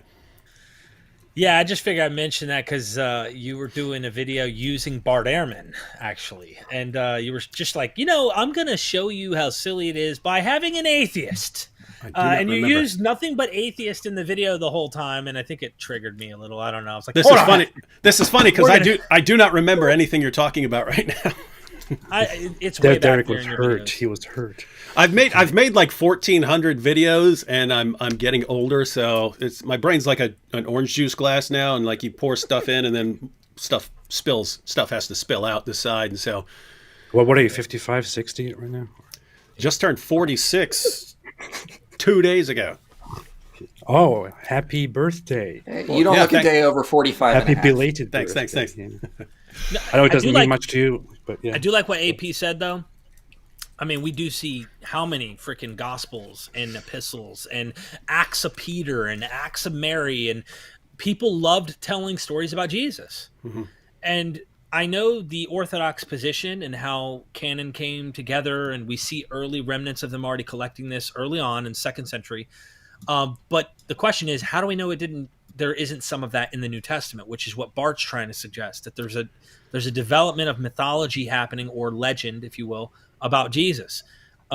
Jesus says in Mark, "I will tear down this temple," and we think he's referring to the destruction of Jerusalem. In John, the author's like, he's talking about his body. Oh, okay. So there's kind of this like, what is going on? What is the author trying to do differently? And I'm a big nerd for the details of the text, which is why I was annoyed by constantly and entropy, and I'm like, Yeah, I think I think Mike's position, and this would be similar to me. And again, this is when we're approaching this and saying what can we figure out using a historical method here. But it would be, even if gospel writers are doing this, you still have to figure out what the facts are. And if you agree on what the basic facts are, then you're still left with a hypothesis that's going to account for these facts. So, I mean, you could say it. You could say that. You could conclude, hey, Jesus rose from the dead, but this guy was doing this, and this guy was using this literary device, and this guy was trying to make a point about this, and this guy invented this story for L.C. Allison Jr. for a fulfilled prophecy or something like that. But there's the resurrection does, I think, have an impact in that if the historical core gets you to resurrection, then it looks like something important supernaturally is going on. Like this is some important thing that God is doing in history. And so if God is doing this important thing in history, then it seems like he's going to make make it so that you have the information that he wants you to have somehow. And in other words, once you grant that big miracle, then other things become a bit easier to believe that you might otherwise be skeptical about, right? You might be very skeptical about some random story about Jesus walking on water. Well, if he's the guy who rose from the dead, then okay, that then becomes more plausible. Okay, here's the thing, though. If the resurrection of Jesus is the strongest thing about Christianity, if that is the main reason why you would hold on to it and believe, in his divinity and all that, wouldn't that be the specific detail that people really want you to believe, and therefore they would fortify that. I mean, if Jesus had just died without the resurrection happening, assuming that you don't believe he had any different value, nobody would care about Jesus afterwards. He is important because of the resurrection. People want to believe because of the resurrection. The resurrection is considered this big proof for Jesus. So naturally, it's expected that they build such a story into it in order to make his entire divinity and the whole religion valid. Now, are you talking about embellishing a story or just making up a story because that'll help people? I'm not sure. Both. I'm not sure where I am exactly on that. That was actually my position before I was a Christian. I thought, hey, our guy died. We want to keep the movement going, so why don't we make up a good story? Because lots of people down through history have made up stories, so let's make up a good story and keep the movement going. And it was the issue of which back then I thought was a bunch of them, but at least some of them now. It seems like a lot of them were at least willing to endure persecution, and we have good reason to think that at least a few of them died. But I mean, are they really making up this religion and then going out and dying for it? And I tried to think of other people down through history who, died for something they made up, and it seems to be a pretty small category. So here's the thing, David. Here's the thing. You know about Muhammad, and you know about the moon splitting, right? The one that nobody saw because they were sleeping at night. So I remember that.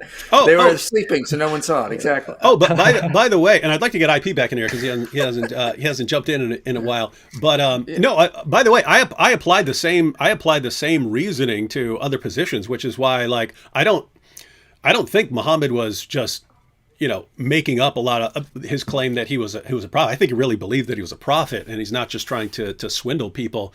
Mainly because once I see you're willing to lay down your life for this, it starts becoming same thing with Joseph Smith. As nutty as I think he was, I start thinking, I don't know, you might be crazy enough to believe some of this stuff. That's what I think. Mm-hmm. Yeah, I think Joseph Smith believed exactly. I thought he really thought he was special, and he discovered this stuff. And same with Muhammad. With regards to the background, like what David was talking about, like this idea they would embellish the story about their dead Messiah and then bring it on. I know like scholars like N.T. Wright, Greg Boyd, Craig Evans have talked about this. It just with the cultural background of the Jews, we can look at other Messiah figures like Simon Bar Giora, for example, who was the alleged Messiah during the 70 AD period. And we know like that he was killed by Rome. And it's so hard to picture his followers sitting around the next day after he's been taken back to Rome, and either he was thrown off a rock or he was I forget how he possibly could. They could have cut his head off or something.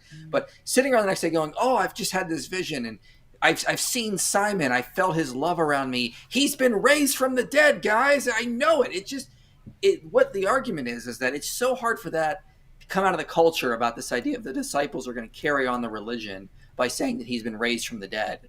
It's not something the Jews specifically were looking for. And if you saw the hallucinations, I know Mike talked about this when Bart brought it up, but you would think, oh yeah, he's been exalted to heaven, or he's been vindicated by God, and his spirit has been set upon the throne. You wouldn't think that he physically had come back. That's just something that's so weird that they got from this, if it was hallucinations. And we can compare it to, of course, like what would Simon Bar Giora's followers have done after he was executed? Well, they moved on, and they eventually got themselves a new Messiah a couple generations later, Simon Bar Kokhba. It wasn't, and the Christians could have done that too. They had a good candidate, James, the brother of Jesus. Like, if you're going to carry on the Messianic movement, you get yourself a new Messiah in that culture. this is why I have more questions than answers on this. This is why Yeah, I me think too. the data is difficult for me to get down to the bottom. I mean, we don't see Simon Bar Kokhba have like this Eucharist developed, and I have to admit, this is foreign to what you would imagine what Orthodox Judaism would even eating and ingesting the claiming you're eating my flesh, drinking my blood, no matter how you want to interpret this and allow Protestant interpretation or what, Eastern and Roman Catholics want to interpret. My point is, this is something that you do find in Greco-Roman movements, if you will. We call them mystery cults, things like that. I'm not necessarily making the equation, Mike, and saying that Yeah, this don't is get How me started dare on you. mystery How cult. dare I will you. Too go- late. You've already done it. No, but listen, there's going to be a presentation on Tuesday on my show. You're going to want to check out Derek Bennett.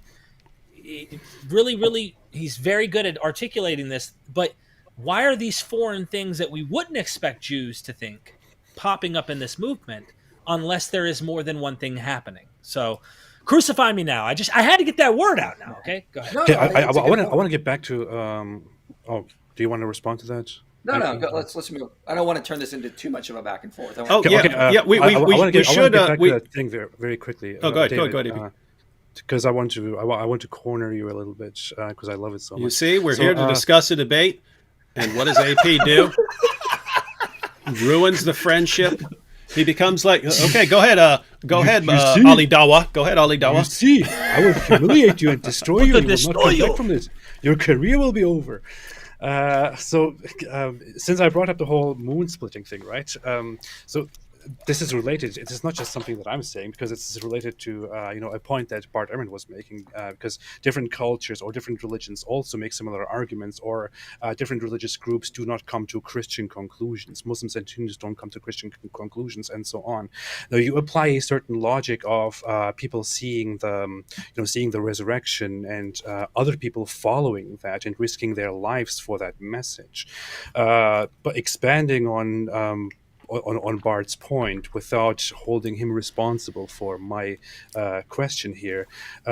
You know of the whole moon splitting story, and you know that this is something that is said about Muhammad, right? That he was there and the moon splitting happened.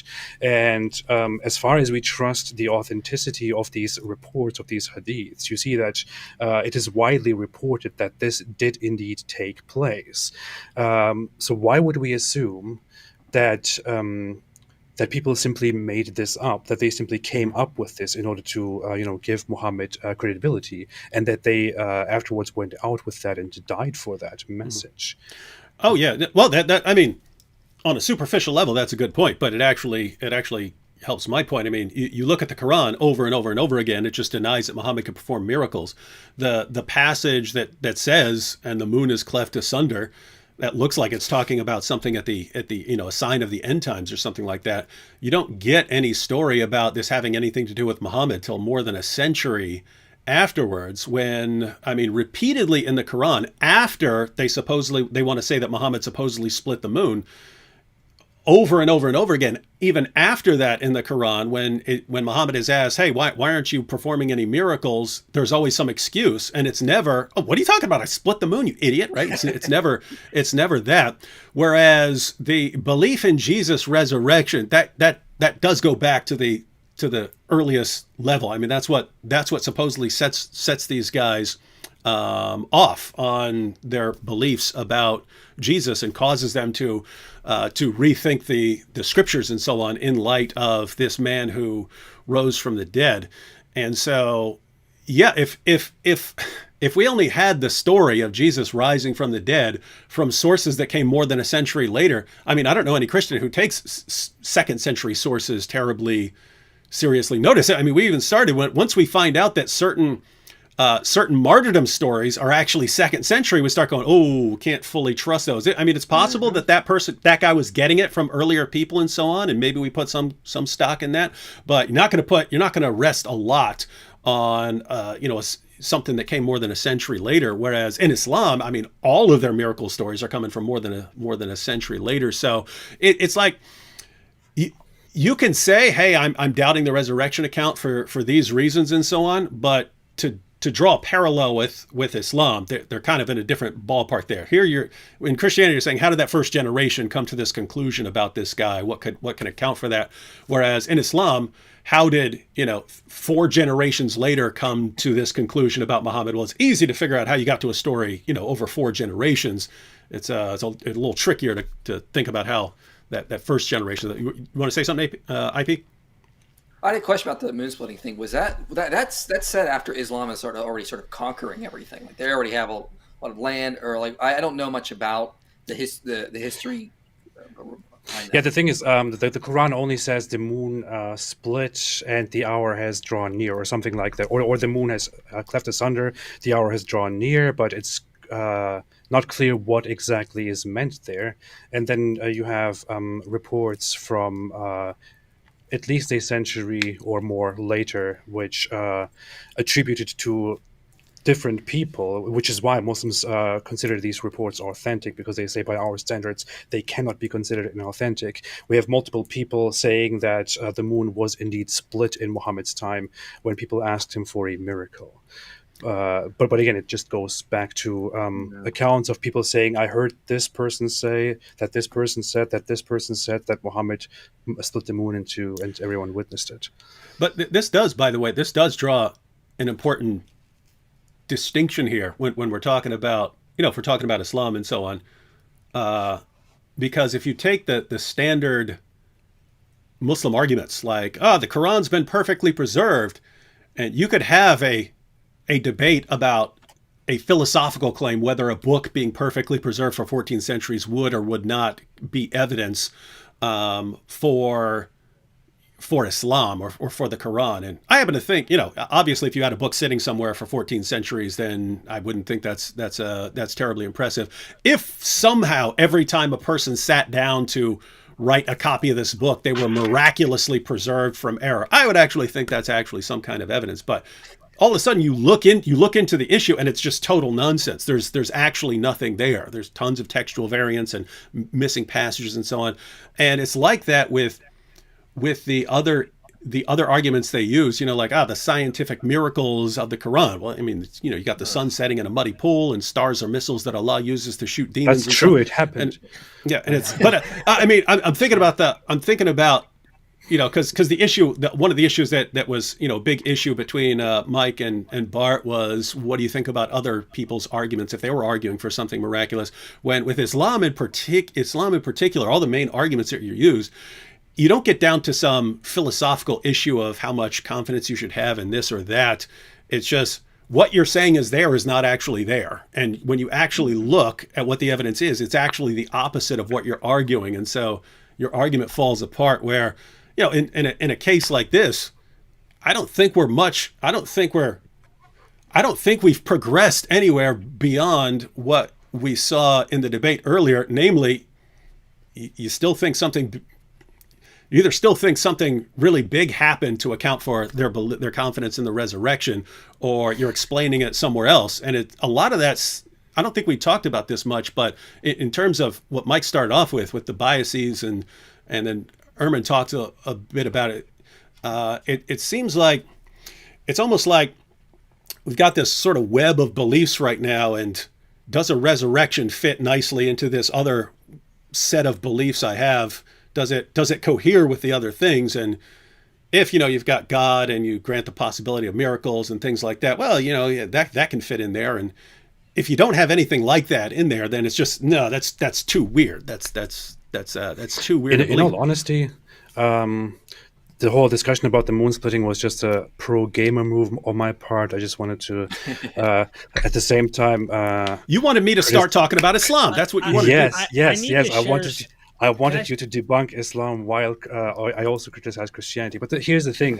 Now, Bart Ehrman, of course, as a historian, focuses very much on this topic of the resurrection. In all honesty, to me, when I look at why I believe or don't believe in Christianity, the resurrection, whether it did happen or not, is something that is unverifiable, which is why we're not getting anywhere, and which is why they will not get anywhere. And it's kind of an unimportant question. What matters more to me is the logic behind the resurrection and the theology and the Christology and all that. I need to show you guys something real quick here. If I Oh, can. go ahead. I just want to say we should be. I don't want this to be like some 3-hour thing. So we'll start winding it down here. But yeah, go ahead. I think it's important that everybody witnesses this because, this isn't a 4th century or 4 centuries later. Everybody's going to be an eyewitness of this. Can you share the screen? Can everybody see it? I don't know if there's a way to actually share that. Remember right before we started, and I said this is totally new. Totally new setup. I know. I'm testing your skills here. Hang on. Go ahead and don't share something inappropriate. Wait. Guest screen do you have a purple screen? Yes. I do. A purple wave? It's like a wave, yep. All right, I'm going to click on it. Mm-hmm. Okay, there we go. Check this out. Everybody's going to know the truth after this.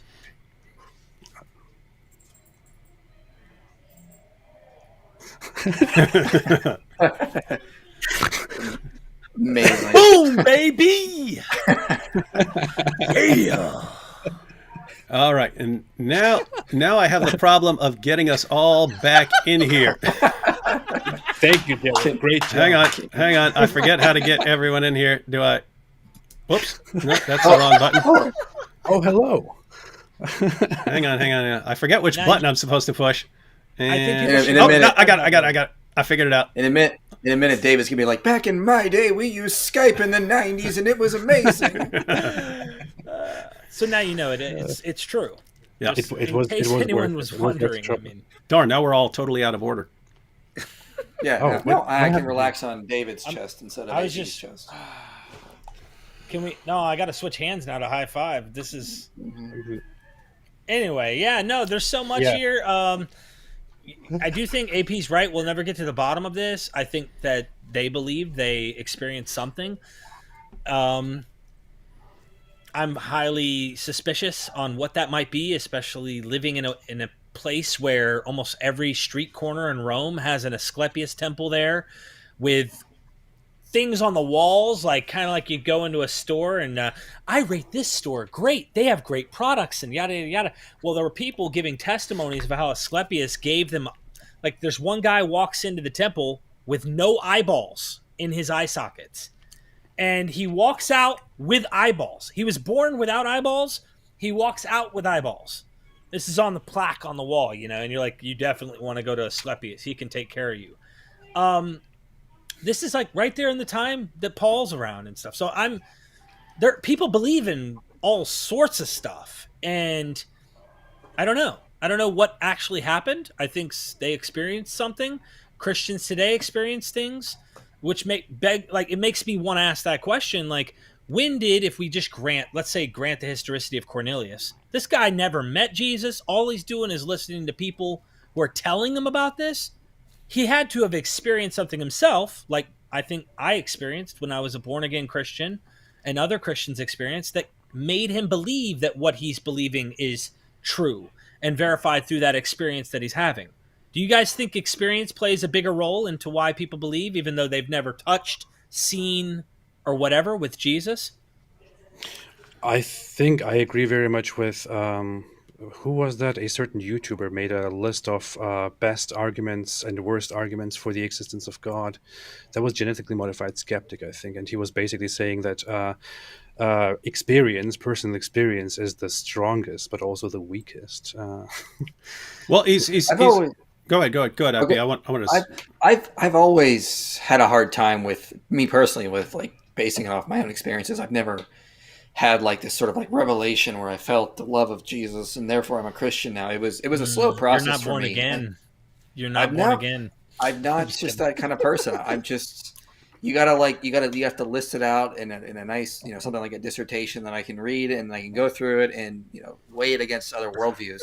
And I think what Derek is talking about, I think, when it comes to what Lycona is doing in the debate is saying you can explain one of the resurrection facts or one of the facts the resurrection is built upon in this way or that way or this way or that way. But when you get everything together, you get the cumulative case together, now we got a problem, because then it's how do we explain all of this at once with a simpler explanation? And that is what Lycona is trying to get at there. It's this is why this is an anomaly in the historical record that historians still wrestle with today. It's because it's just when you get the cumulative case there, it's like, okay, now what do we do? There is a case here when you get all the facts together, and how do we explain all this in a simple way? Yeah, I wanted to address that experience is that simultaneously the strongest and the weakest, because normally if someone says, why do you believe in God, or why do you believe in Jesus or something like that, you give classic arguments for the existence of God or argument for the resurrection, when experience is definitely playing a role, right? I mean people here generally know I was a violent felon and a mental patient, and I'm sitting there waiting to be shipped off to my third mental hospital.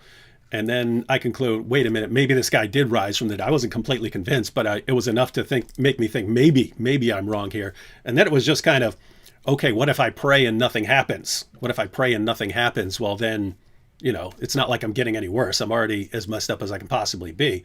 So I pray and I tell God that, hey, I'll believe in you right now. If you can do anything with me, you're welcome to it. But then, instantly, like mentally, things change. I just went from sitting around thinking about torturing people all day to not thinking about that sort of thing at all. And there's definitely, and I'm saying this because I'm not a feelings kind of guy. I don't have most normal feelings. I can feel anger and rage and things like that, but not most things. And then all of a sudden it's like this wonder at the world, and like I'm seeing the world for the first time and so on. I know if someone asked me how I became a Christian or something like that, I would tell that as part of the story. But if I were to say to someone else, and this is why it's true or something like that, then you raise the, what about other people who've had different experiences or people who've had no experiences and so on. So it doesn't seem like my experience could play some huge role in someone else's assessment, especially when you're a mental patient. Who knows what the heck's going on in your mind? We don't. Great. Some switch turned on and suddenly you started not behaving in some weird way. That doesn't tell me a lot about whether Jesus rose from the dead or something like that. When it's just a fact. To me, if I'm assessing whether God exists or something like that, or whether Jesus rose from the dead, that's still always in my mind. That like, hey, whatever else happens here, I know I prayed back then, and I know a lot of things changed right then, and I know that I didn't think that I was gonna. I thought I was done. I thought my life was like so screwed up. I'm just done. And then all of a sudden it's just not, and things just start getting better. And so it does play a role. So yeah, I think it is, like, personally, that could be like it can be like the biggest factor for you, but somehow like the, much weaker if you're trying to share that with anyone else. Mm-hmm. I find it very nice that David basically agreed with me in length with something that I said very briefly. It doesn't happen that I agree with you much. That's why I'm here, man. That's Yeah, I had the opposite experience. I had great experiences as a Christian, but at the end, getting off drugs permanently to the point where I'm almost 7 years off all substances. The only thing I do is coffee. I had no hope in me. I was kind of that, like, I'm going to use again. I'm going to have to stay on drugs. I just didn't think there was a way out. I was on heroin, injecting heroin. I was at the bottom, and it was realizing that it wasn't, I was a horrible sinner and a worthless creature, that realizing, hey, I have a medical condition. I have an actual disease, and I'm not a bad person. I've done things that aren't good.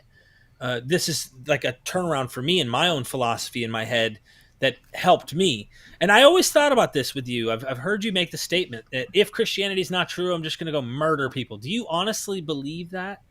Well, it's not. It's not. If Christianity is not true, I'm going to go murder people. It's one, you could reject Christianity and still believe in God and a source of moral law of objective right and wrong or something like that. And so even if I decided tomorrow that Christianity is not true, if I still believed in God, then I would still believe in that there is a right and wrong, and these things aren't simply an illusion.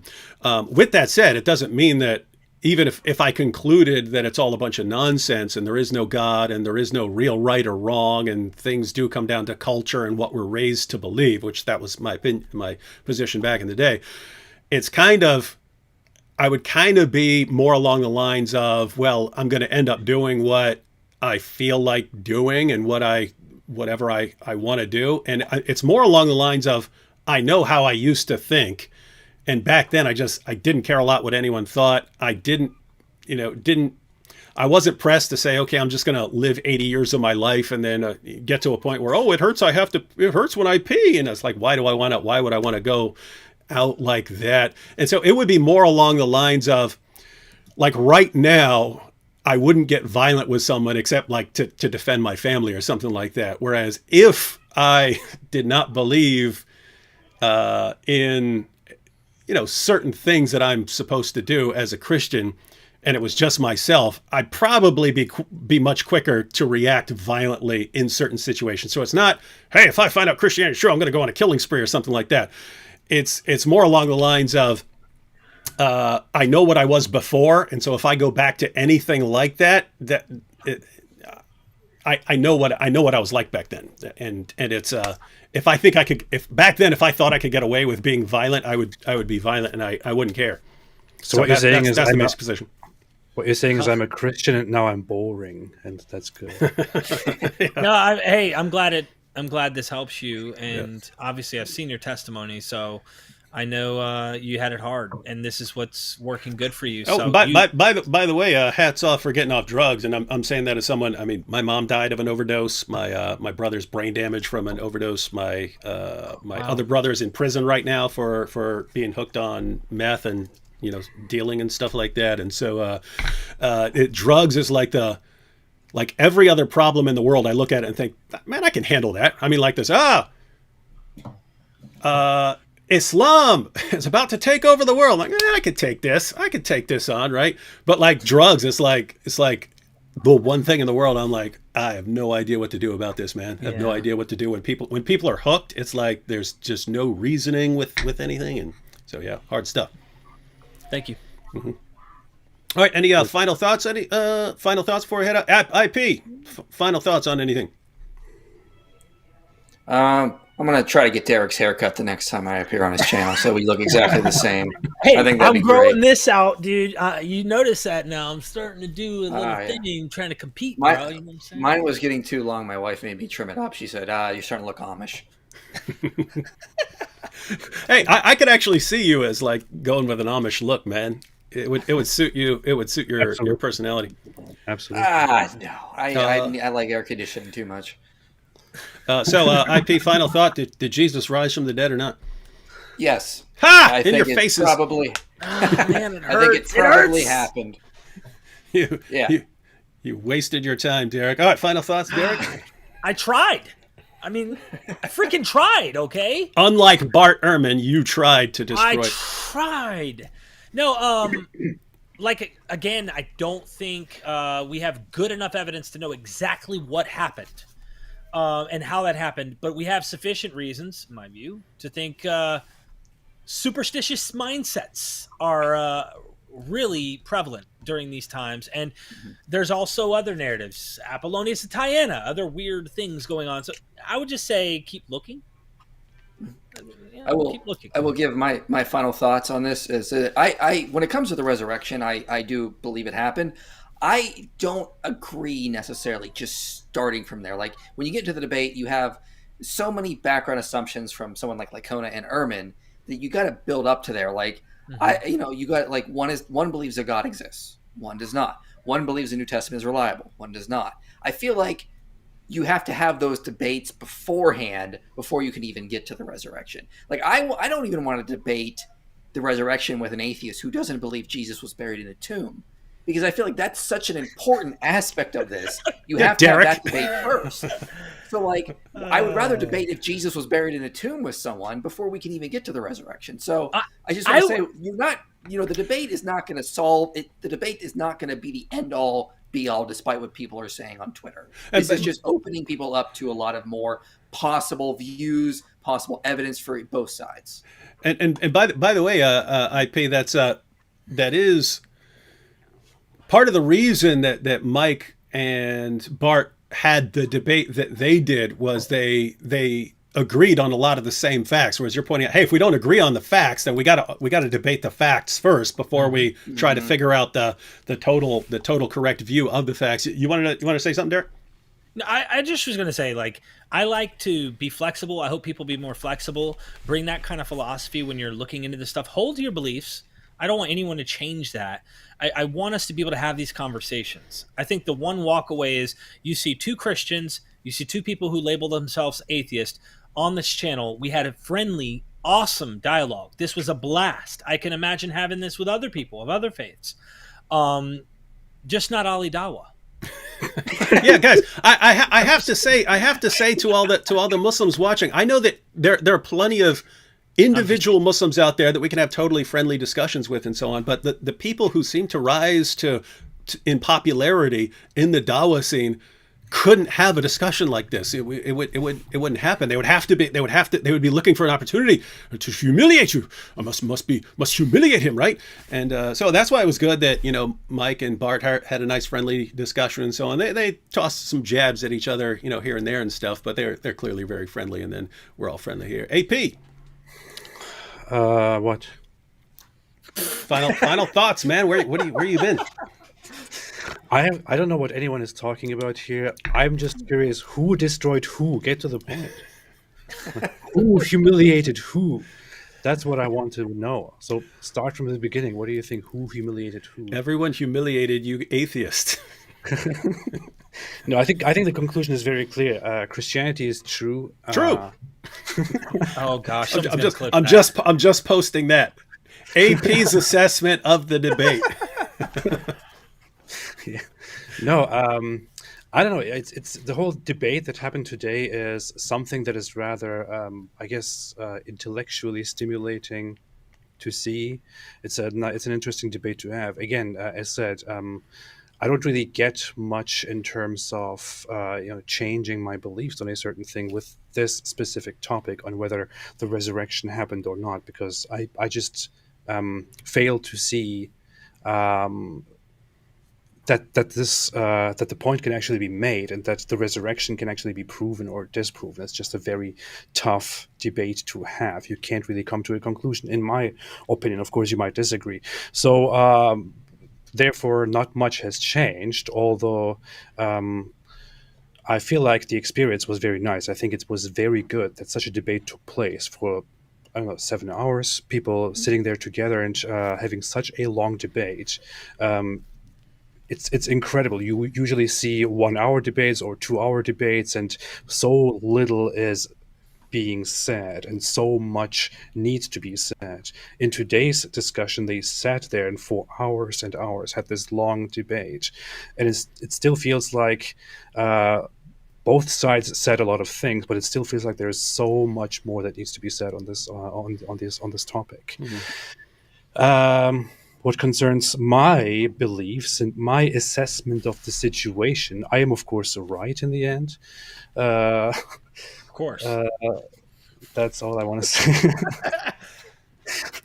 That's all I want to say about this. Well, you guys doing that? He's trying to. We should connect. We should all connect. Hey, everybody. Yeah, we could have a. Wait. Oh, darn it. You ruined it. This is not easy. Ding, ding, ding. With our powers combined, we are Wonder Twins. Came together like Voltron, ladies and gentlemen. All right, so anyway, my final thoughts on everything. Someone's asking me about my broken nose. Is there a growth on my? No, it's just broken. I used to deliberately annoy people until they would punch me in my face, and for some reason they always hit me square in my nose because I was sticking my head out making fun of them.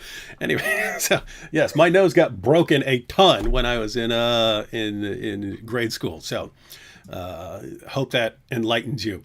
But as far as the discussion and bringing certain issues to the forefront and showing where we disagree and so on. All that's very interesting, especially when you figure out where you disagree on, and then you see where a point that someone else is making, but you have different beliefs, and so you interpret that differently. So I'll just give you an example, like in Derek, when you were bringing up Saul, Saul, why are you persecuting me? I've noticed just from reading that when Saul was chasing David, that it sounded the same. It never occurred to me to try and think how do I reconcile that until you just brought up and you're saying, it looks like the author of Luke is doing something here. When I'm thinking, well, if Jesus actually said that, why would Jesus say something that's parallel until, it just starts processing in the brain. But then and then I'm thinking, wait a minute, Jesus on the cross, and he says, my God, why have you forsaken me? Which is not him just crying out. He's actually quoting a psalm there. He's quoting a psalm there. And in the psalm, he's saying, actually, I'm like David, and you guys are like the guys who are attacking David, but David is ultimately vindicated. So it's like he's telling a story. But then if that's how Jesus is, then if he's talking to Saul, it could be like, hey, in that story, I'm like David, and you're like Saul, like who you're named at. You're like Saul, going around trying to persecute and attack him. So anyway, it's just made me think of this issue, which I was talking about earlier, is if you believe in the resurrection, then you start thinking, okay, this is an important guy, then it looks like, this information would be reliable because God's going to want to preserve that and so on. And so you would be interpreting it like that. Whereas if you didn't believe in the resurrection, it would just look like, what in the world's going on here? These would look like problems, right? These would look like problems. Can I vindicate and just say this? I love the story. So for me, it's beauty and intelligence in the author. For me, it's these people writing these are not, to me, they're not fishermen. These are brilliant people who wrote these, especially Luke Acts. I mean, they are highly sophisticated, and I value the narrative. I love the stories. I don't follow a ontological conclusion that you do, but I can appreciate the richness and the depth of everything. Getting in Acts 17, Paul's another Socrates. I mean, he's like, it's just amazing stuff to me. I love reading this stuff, learning this stuff, but I just don't believe at the end of the day. I just love the stories.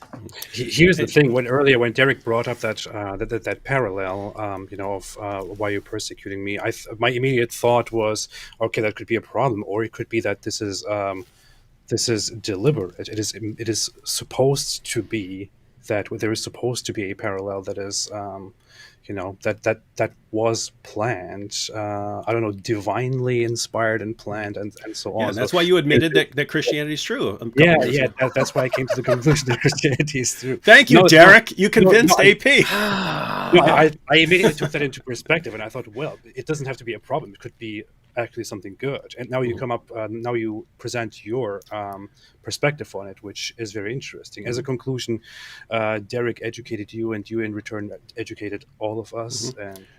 And now I had the evidence to convert AP to Christianity.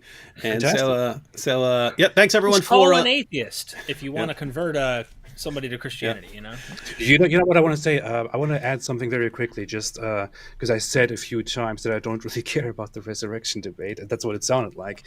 But I feel like for me personally, it would be more interesting to have a discussion on the logic of Jesus, coming and dying and being resurrected for redemption and all that. I feel like that is something that personally is much more interesting to me. Whether the resurrection happened or not is kind of a secondary issue. Yeah, maybe we should. Go ahead. I'd love that debate. I mean, I got like N.T. Wright's like whole series on like Christian origins where he goes into a lot of that kind of stuff. And I've read like all four of them, even the 1,400-page book he's got on Paul. And so there's a lot of interesting stuff on that. Notice Mike Jones immediately, okay, I'd love to have a debate on that, right? When we're like, hey, look at this friendly conversation we're all having. Why couldn't it be just a friendly conversation like we're having? Okay, I will have a friendly conversation on that. All right, everyone, thanks for joining us. Hats off to Mike and Bart for doing a 7-hour marathon debate. That was awesome. And AP, any final words for anyone who's trying to decide what their belief might be, and they've got atheism, they've got Christianity, they may be thinking about other worldviews? Oh, of course. Stay away from Islam. And I think we can all agree on that one.